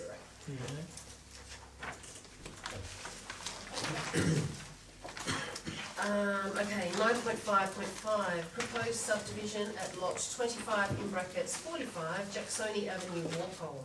Can I foreshadow a alternative or Yep, oh, after? yep. Councillor Wilcox. I'd like to move a motion as per the officer's recommendations. Thank you. Second and foreshadow. Do you want second and foreshadow? I'll second it and Councillor foreshadow, Wilcox. if that's the way to go. Yep. And He's going to speak to it first. Yep, Jen I'm speaks sorry. first. Councillor Wilcox speaks first. The original plan of Tingleview, way back 1994 or something, stated that amongst other things there was to be no subdivision. It aimed for this estate to be a rural retreat, not suburbia. And this particular issue has been going on for over 2 years, and it has been quite contentious within the community. In 2022, the council approved the splitting of the designated building envelope. This in itself was a precedent. A house was built on one part and a shed was built on the other. Originally, the block in question was auctioned to two parties who became owners as tenants in common. The original regulations, Local Planning Scheme 2 with Amendment number 25, was updated to Local Planning Scheme 4, but still included a clause that no subdivision to be undertaken. Now the owners are asking for approval to subdivide. This would set another precedent, not just being not in accordance with the scheme, but it would not sit well with the community generally. The officer's recommendation is to not approve this request, given a number of reasons with conditions, and I urge councillors to support this motion. Thank you, Councillor Wilcox. Councillor I'd like to speak against the motion and foreshadow. Would you like me to read Yes, the thank you. total motion? It's quite long. General gist? The general gist of it. Yeah. I'll just read the first part of the motion. Says, because by and large it has no real material effect on some of the conditions. But what it does do is designed, when I speak to it I'll tell you.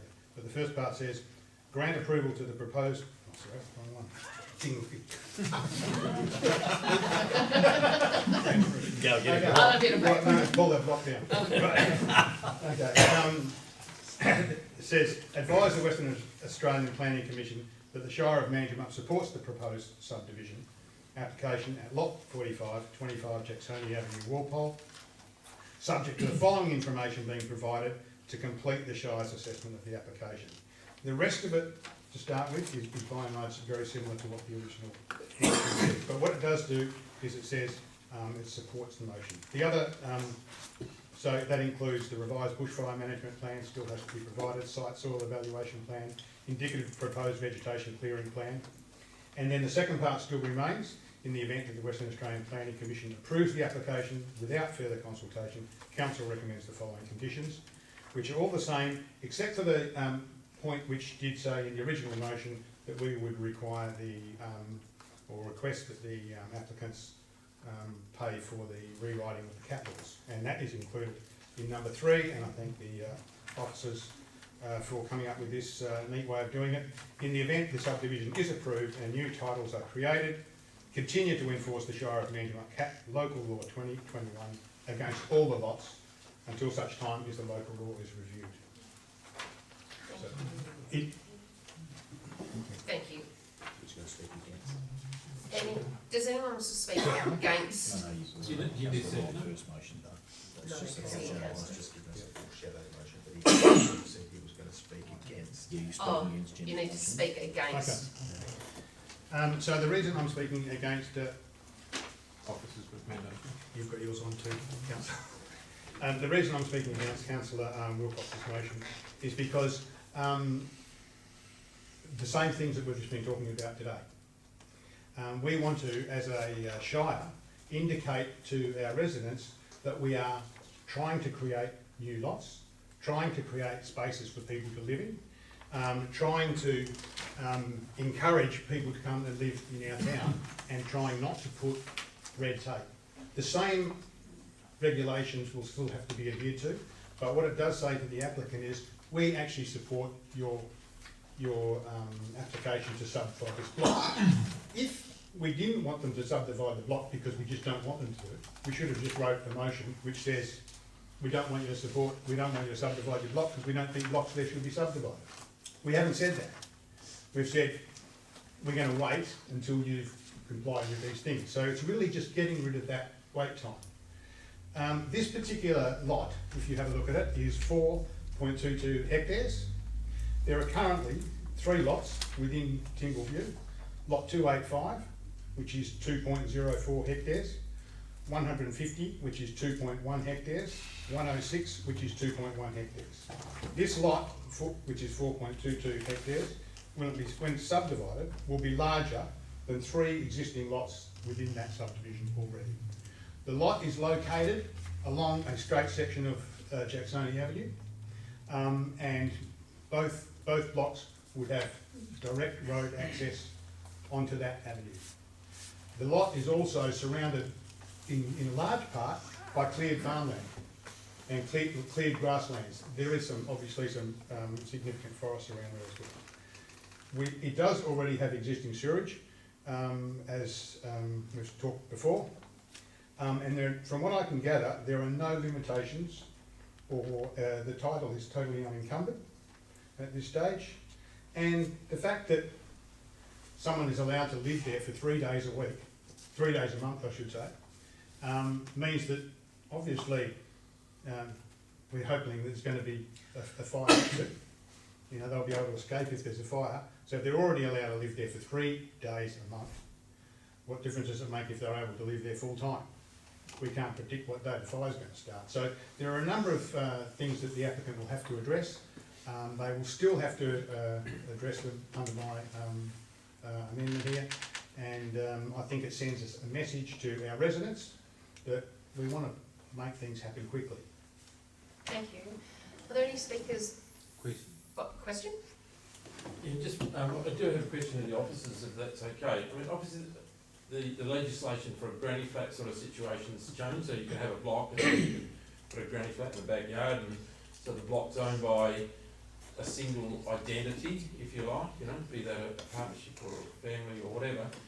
And so you can have 2 residential situations under one title, if you like. Could that, I mean, in this situation, I mean, yeah, is there a need to subdivide? That's my question, because we've got 2 residents potentially already on the property. I think they've brought a property together, and there's no need to subdivide it for the person to continue to live there, you know? I mean, they've made that arrangement, they've bought the property, it's 10 acres or whatever, there's 2 residents on it, you know. Is the restriction of, I just need a bit of an explanation about this. Sorry, my question is, under the new current laws that have either just come in or coming in, are they able to make more permanent arrangement other than three days a month? Sorry to see you. Thank you, Madam President. And I might ask our other planning experts in the room to correct me if I'm on the wrong train here, but I think the new provisions in relation to granny flats, I think the maximum size of the granny flats is 72 square metres, around about, and it needs to be within, is it 20 or 30 metres of the primary dwelling? Jocelyn? Thank you, and through the President, the Shire of Manjimup planning scheme is a discretionary land use for an ancillary accommodation, and we don't have any minimum lot size and land floor area, apart from our policy provision, which is 75% of the primary dwelling floor space, up to 100 square metres. Thank you. Okay, so I'll speak against the foreshadow. No. I'd like to speak for the officer's recommendation. I think there's an avenue here where we can maintain the 10 acres, and they can put an application in where we make a variation, you know, and go down that situation where we allow 2 residents on the single property, whether it's considered a granny flat that's, you know, and we make an exemption that's more than 20, 30 or 70 metres away. So I think in the situation that the property's being built as a single property, we regularly realign boundaries, but we're actually going to create a whole 2 titles. So I support the officer's recommendation, and maybe there could be a consideration and for any future applications for a inverted commas granny flat type situation, so that we need. I hear what was being said. We need more housing, and we can accommodate through that mechanism.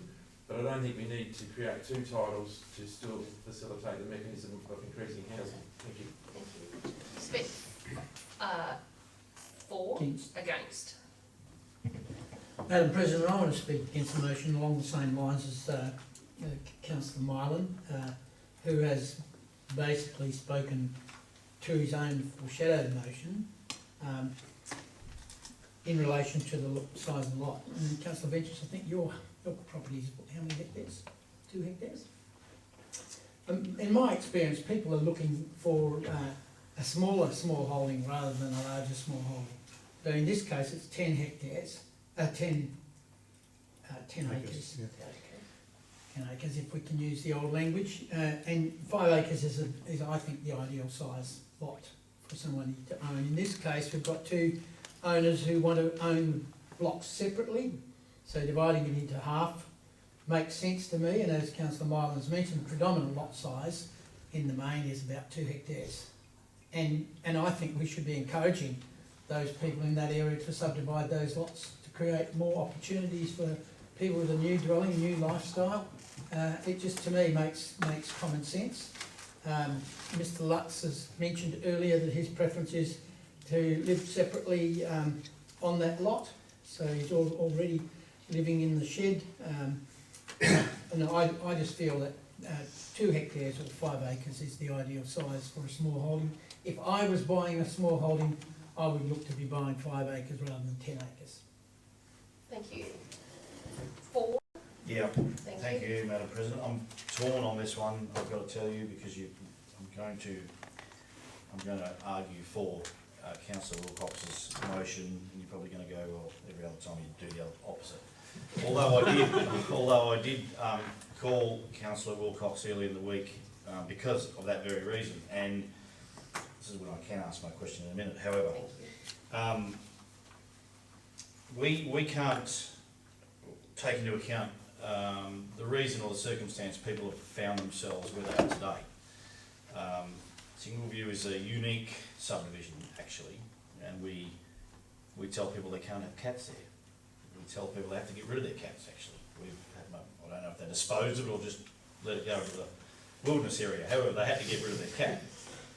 So we have these prescriptive rules. And I think that in this case, in any other case, and as you know, last meeting, I did the opposite with an application. But in this case, it's a unique area and situation. I want to seek some clarity around the 3 days a week, I think you said, not a month. No, a month. Why, because there's 2 building envelopes, and I'm not sure, question for the CEO or the planner or the president, through the president, but can you tell me why that's the case? Is that a historic, because that would have been, that condition would have been applied when the block was originally given the second envelope, I'm sure.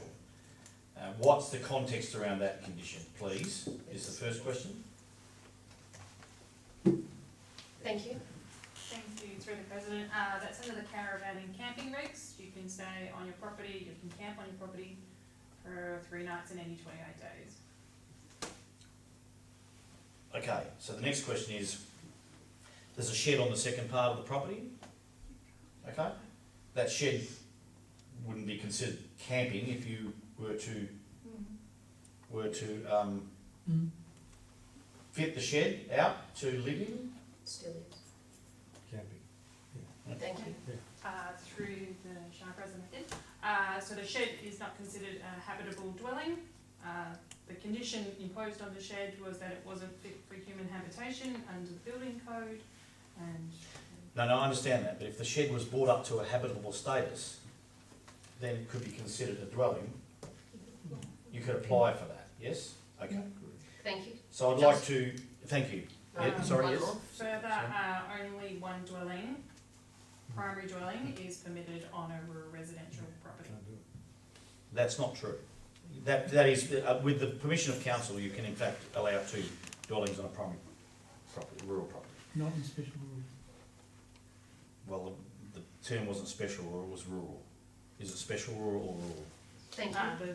Thank you, through the President. The zoning is rural residential, and you are correct, Councillor De Campo, that planning permission can be sought. Yes. So we can seek permission for a second dwelling. We're not going to put somebody out in the street. This condition's been applied since it was subdivided. In fact, we're not saying we're not going to do it. What we're saying is come up with these other bits of documentation, and we will. We're just deferring until that happens, and then we'll consider it. And then there is also at that end point there is SAT. Now I understand this is a long process, and sometimes it really frustrates the hell out of me.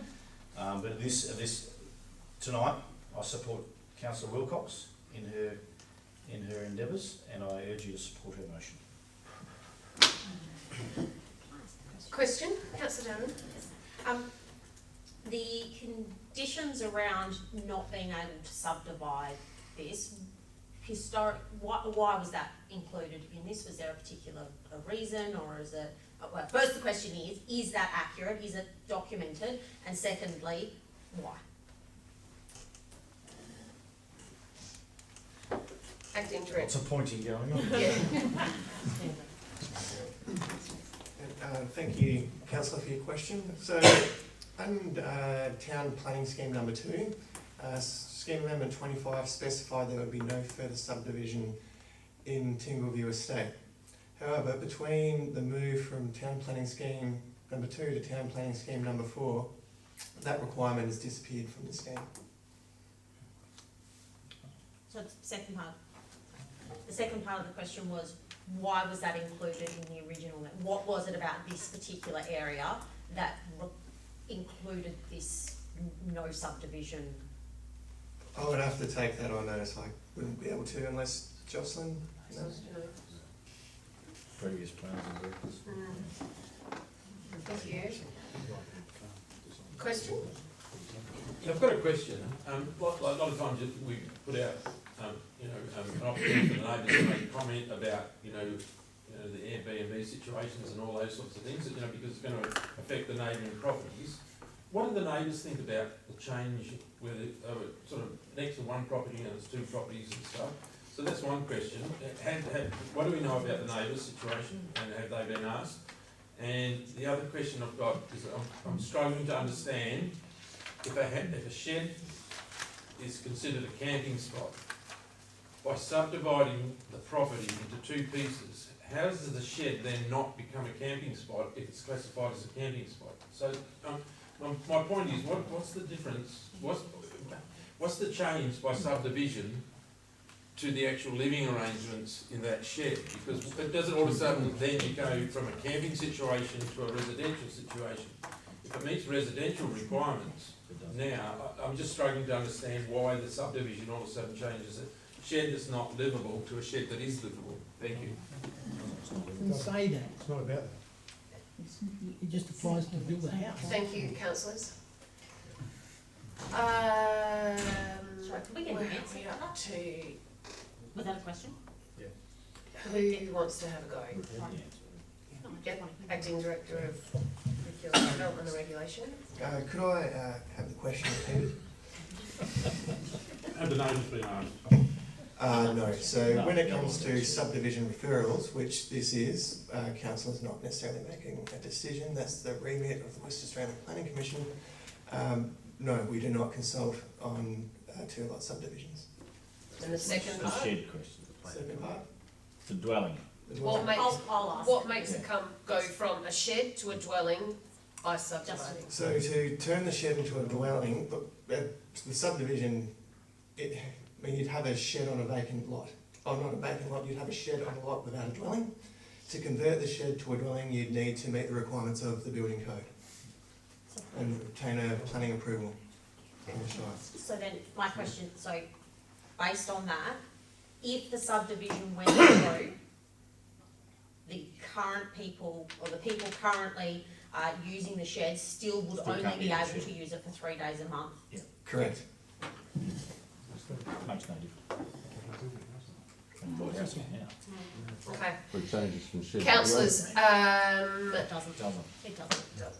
have to build a house. So, for, against, Councillor Wilcox, did you want to close the debate? Okay, we're going to vote on the officer's recommendation of 9.5.5. Question or vote? No, I'm voting. Okay, thank you. All those in favour?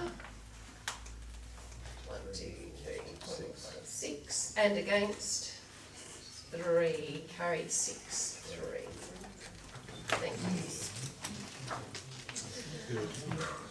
Okay, I didn't think that was going to be a tricky one. 9.5.6, proposed extension to the Pemberton Timber Mill Workers Cottages Precinct Heritage Curtilage. Thank you, Councillor de Campo. Madam President. I'd like to move that we defer this item for a period of 6 months. Do you want the reasons now, or do you want to give a second one? Second, Councillor Darren. Thank you, Councillor de Campo. Madam President. I think we are rushing into something that we potentially don't understand the implications of. One, we haven't consulted those, as far as I'm aware, that would be involved in the curtilage. 2, we've just spoken about the Pemberton Mill site and how it's going to be our bastion of the future in relation to an industrial area, and the curtilage covers it. So what implication does that have in relation to a future industrial site, when we really only need the chimney done? So I think a little bit more. Chimney is done, sorry. Thank you, Councillor. Thank you, Councillor Dave. I'm just reading from My the motion, the map in the agenda. So I just think a little bit more water under the bridge, have a little bit more investigation on the implications of potentially the old mill site, consult those involved. If you look at the buildings coming down the street, yes, this comes from an application, by the way, if you've read the agenda properly, for the old school site. And then it's just floated down the hill like other stuff. So it could end up being that if we put all of this precinct in. So let's have a bit more of a look, consult the community. Buildings from the school down have had aluminium windows put in, they've been reclad, they're not in their original heritage aspect. And even the town halls had aluminium windows put in, etc., etc. So, you know, potentially I'm not sure what the impact of this heritage listing or this cartilage, as it's called, I think, is it? Curtilage. Cartilage is in here. Cartilage, yeah. This curtilage, what impact it will have on you know, future development, what it will cost. We've just passed a motion where there's confusion, well, not confusion, but there's, you know, conflict between new and old. So I think we live in a town that is full of heritage. We do need to save a certain amount of that heritage. Doesn't need to be all encompassing, I'm not sure. So I urge you to support the deferral. I'm not sure that just comes back as it is though, doesn't it? Yeah, we'll deal with it in 6 months. Yeah. Councillor Darren, is there anyone against deferring it? I'd like to speak for. For deferring it? Dinner's ready. Yeah, I just heard a councillor say the dinner's ready. But, you know, if you look at the item on page 49, the second last paragraph, being a heritage protected place, certain works which would otherwise be exempt now require planning approval. These types of works include demolition, including a cubby house, a flag pole, internal building works, single dwellings and residential additions, swimming pools, shade sails, advertising devices, water tanks, etc. So by registering on the West Australian Heritage, under the Australian Heritage Act, it means every time we want to do anything, we would have to go to the Heritage Council. And I don't think that's what we want. I think we've got enough of that already, particularly with the mill site. The mill site should be something that we really apply a bit of thinking towards what we want. and communicate with the local community as to what they think we should be doing there. But there's no doubt we've been mooting a light industry site. The number of Pemberton families that have moved to Manjimup because there's no ability to have a small business in the town. And this site is extensive, it's a big site, needs to be cleaned up, and we need to carefully plan for its future. And I don't think it should be covered by the West Australian Heritage Act. Thank you. Can we put that to the vote, please, councillors? All those in favour of deferring? Carried 9-0. Okay.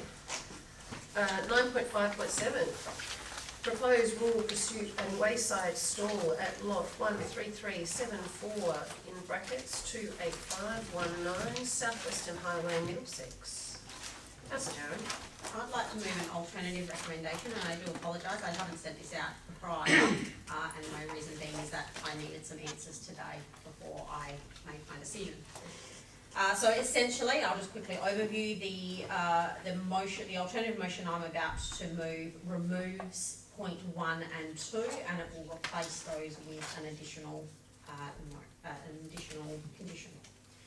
So that council, in accordance with Part 10 of the Shire of Manjimup Local Planning Scheme Number 4, grants approval for a rural pursuit and a wayside stall at lot 13374, 28519 South Western Highway, Middlesex, TP 22/2024, generally in accordance with the plans as attached at 1 and subject to the following conditions and advice note. 1, that all signage proposed associated with the operation of the wayside stall shall be submitted within 90 days of this decision to the satisfaction of the Shire of Manjimup.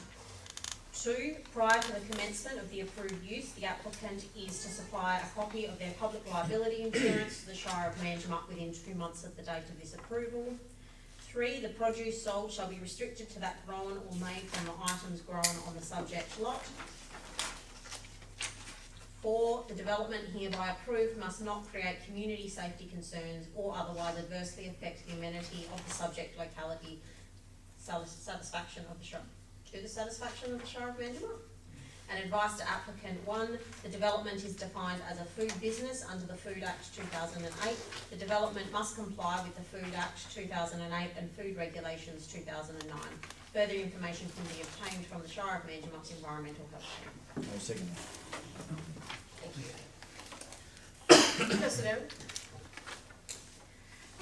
Darren. So essentially the alternative motion is to approve the wayside stall and removing the need for the owners to have some sort of agreement with Main Roads WA. I think Main Roads WA has been incredibly unreasonable in this instance to the point of not really coming to any compromise. At every point that they have raised certain issues, the applicant has gone above and beyond to try to meet those and has not only met them, but in my opinion at least, has exceeded those. And yet continually Main Roads WA has come back with more and more issues with it, to the point that then they've just said they don't want to. If we move the officer's recommendation and put this back to Main Roads, I don't believe that there is any incentive at all for Main Roads WA to engage with the owners, and simply this wouldn't happen. And I think this is an instance where we can stand up to Main Roads WA. There is a turning lane. As the applicant has said, they go in and out of this property themselves with no issue. I noted today driving down here that as I turned on at the crossroads, there is no turning lane to turn onto the major, is it Bass Highway? So it's simply a widening of the shoulder.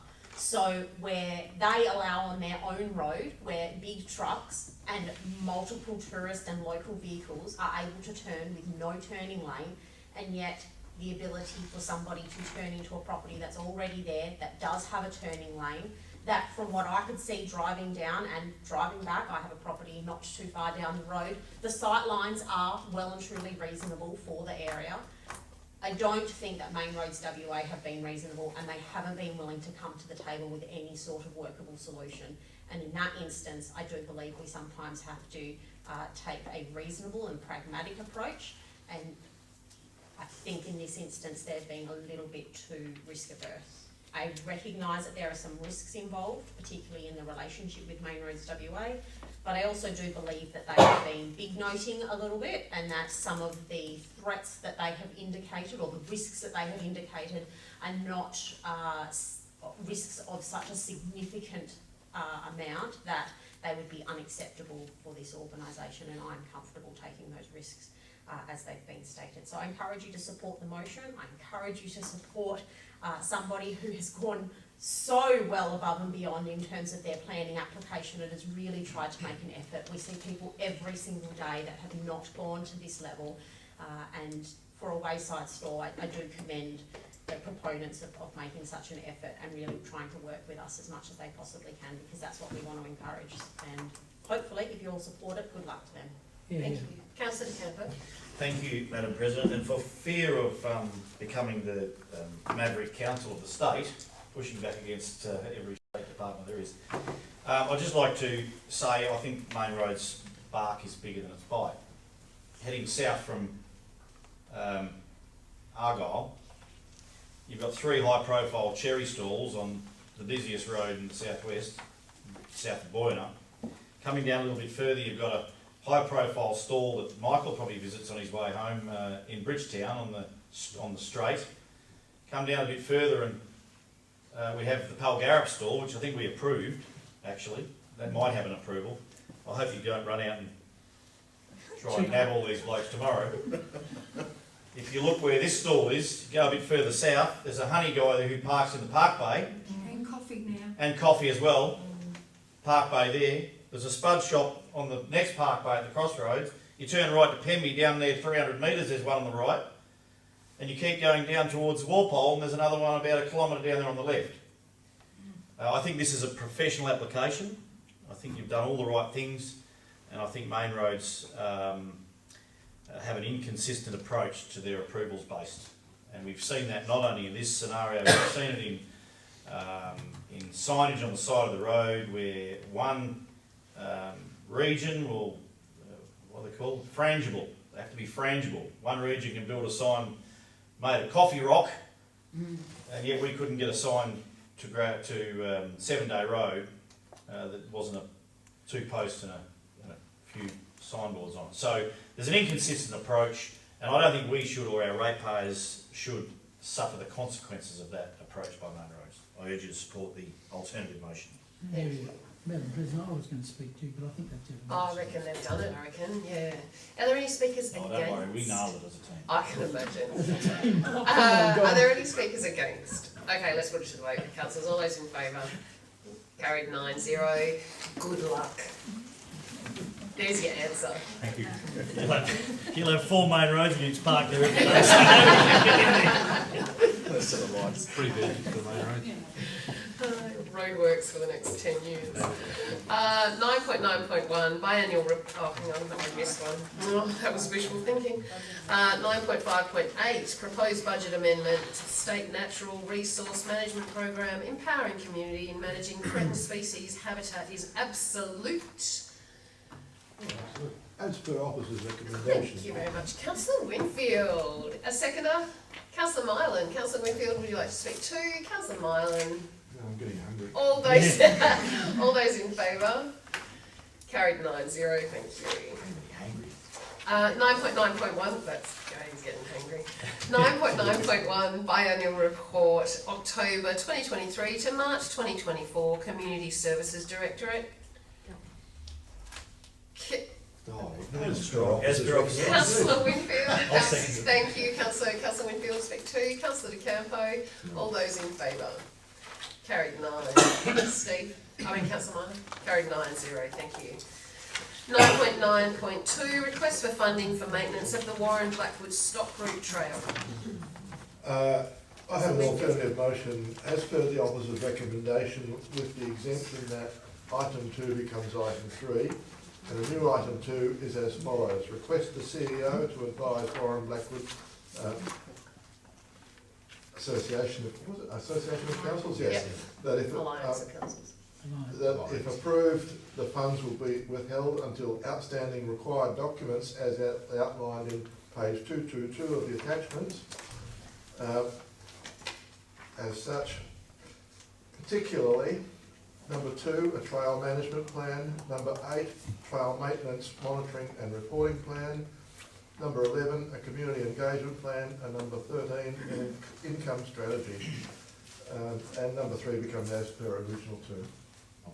Councillor De Campo. Councillor Winfield, would you like to speak to the motion? Yeah, well, I had a short stint on Warren Blackwood Council. Alliance. And I was against this from the start. This is a classic case of ready, fire, aim. There's been no planning about how this thing's going to be managed for a very long time. I drive about 5 kilometres of that trail regularly. I've never seen a horse on it in the last 3 years. And this morning I went out to the Smethers Road camp, which we pay $3,000 a year to maintain. It has not been used, I think probably never. So I'm not in favour of giving them $14,500 without at least having the documentation that we require. Thank you. Councillor De Campo. Well, why not, Madam President? Thanks for the opportunity. It hasn't been, it hasn't prevailed very often tonight, I've got to say. Look, I think that look, because it hasn't been used now, that doesn't mean it won't be used. I just think the documentation is important, and that should be, you know, we can't continue on to give funds without milestones being met from previous funds. So I urge you to support the motion. Thank you. Any speakers against? Okay. Shall we put it to the vote, councillors? All those in favour? Carried 9-0. 9.10.1, proposed review of council policy, home and community care, council policy 12.1.1 aims, philosophy and objectives. Someone move that. Thank you, councillor De Campo. Seconder? Councillor Ivey. Councillor De Campo, did you want to speak to?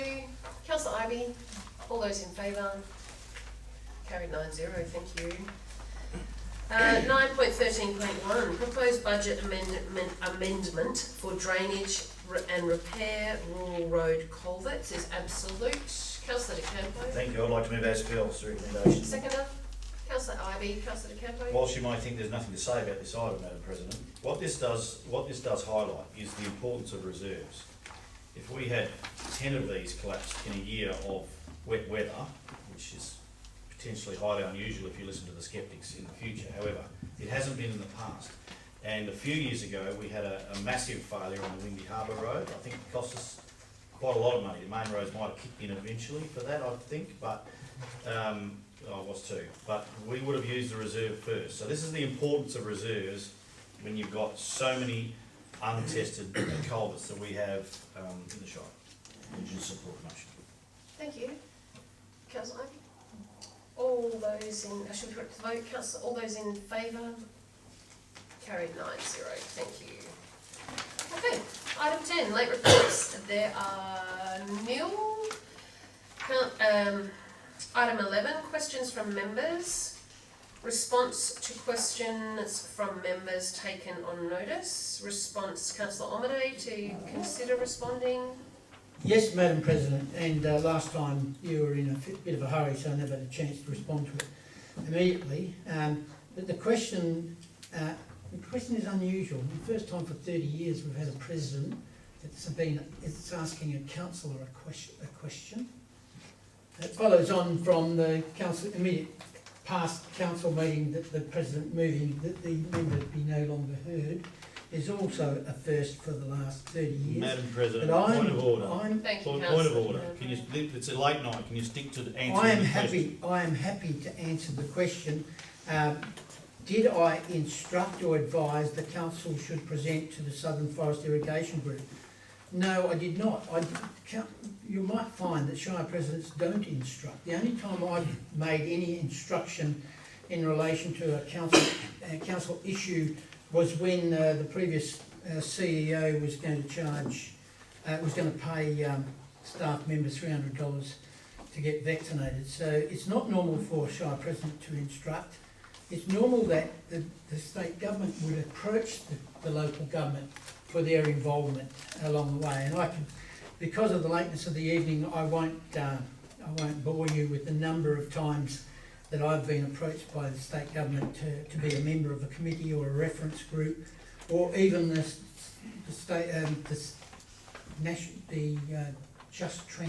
Native Forest Just Transition Committee. I was appointed along with 2 other Shire presidents.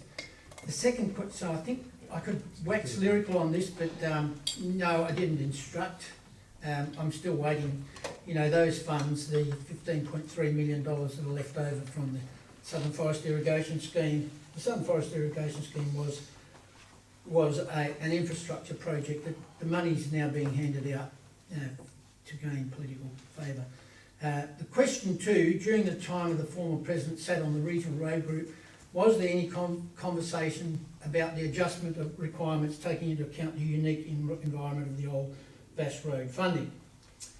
Now, there has never been any discussion at the regional road group about any unique road, but I would suggest to you that all of our roads of significance are unique in some way.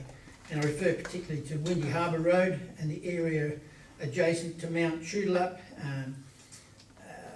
Cannaberrup Road, where the 4 mile and the 5 mile crossings are, Middleton Road, Jane Block, which is National Park. So a lot of our roads of significance go through national parks, and none of them are unique. Just because the current Director of Works is cutting the limbs off trees before he falls them doesn't mean that the road is unique. The only thing that's unique about Old Vass Road is that it's the only road of significance that's gravel. That's the only significance. In relation to cutting the limbs off trees before you fall them. Can we keep to the subject? Keep That to is the question, please. That is unique. Keep It is unique that the current Director of Works is cutting the limbs off trees Point of order. before it Thank you, falls them. Councillor Omonee. Please Yes. keep to the question. I'm happy to talk. I'm happy to answer any questions you want to raise. Just for the record and for the minutes for the next meeting, could you please correct response from Councillor Omi? Thank you. 12.2, questions from members. Councillor Darren? So, in relation to Shire of Manjimup tenders and local business purchasing, 1, do we have a problem with local capture of Shire expenditure? 2, if yes, how can we address this? 3, if not, can we build on this in any way to make it even better? And 4, what are the implications of the above resourcing, time, risk, etc.? Thank you, Councillor Darren. We'll take that on notice. Thank you. Motions for consideration at the following meeting. Not tonight, How but you never know. 13, new business of an urgent nature introduced by a decision of the meeting. Okay. 14. We have a confidential item to be discussed. We're going to bleach it out. Thank you all very much for coming. Madam President, I move to go behind closed doors. Thank you, Councillor De Campo. Thank you, Councillor Darren. Oh, can we vote on that? Sorry. All those in favour? 9-0. Thank you. Thank you.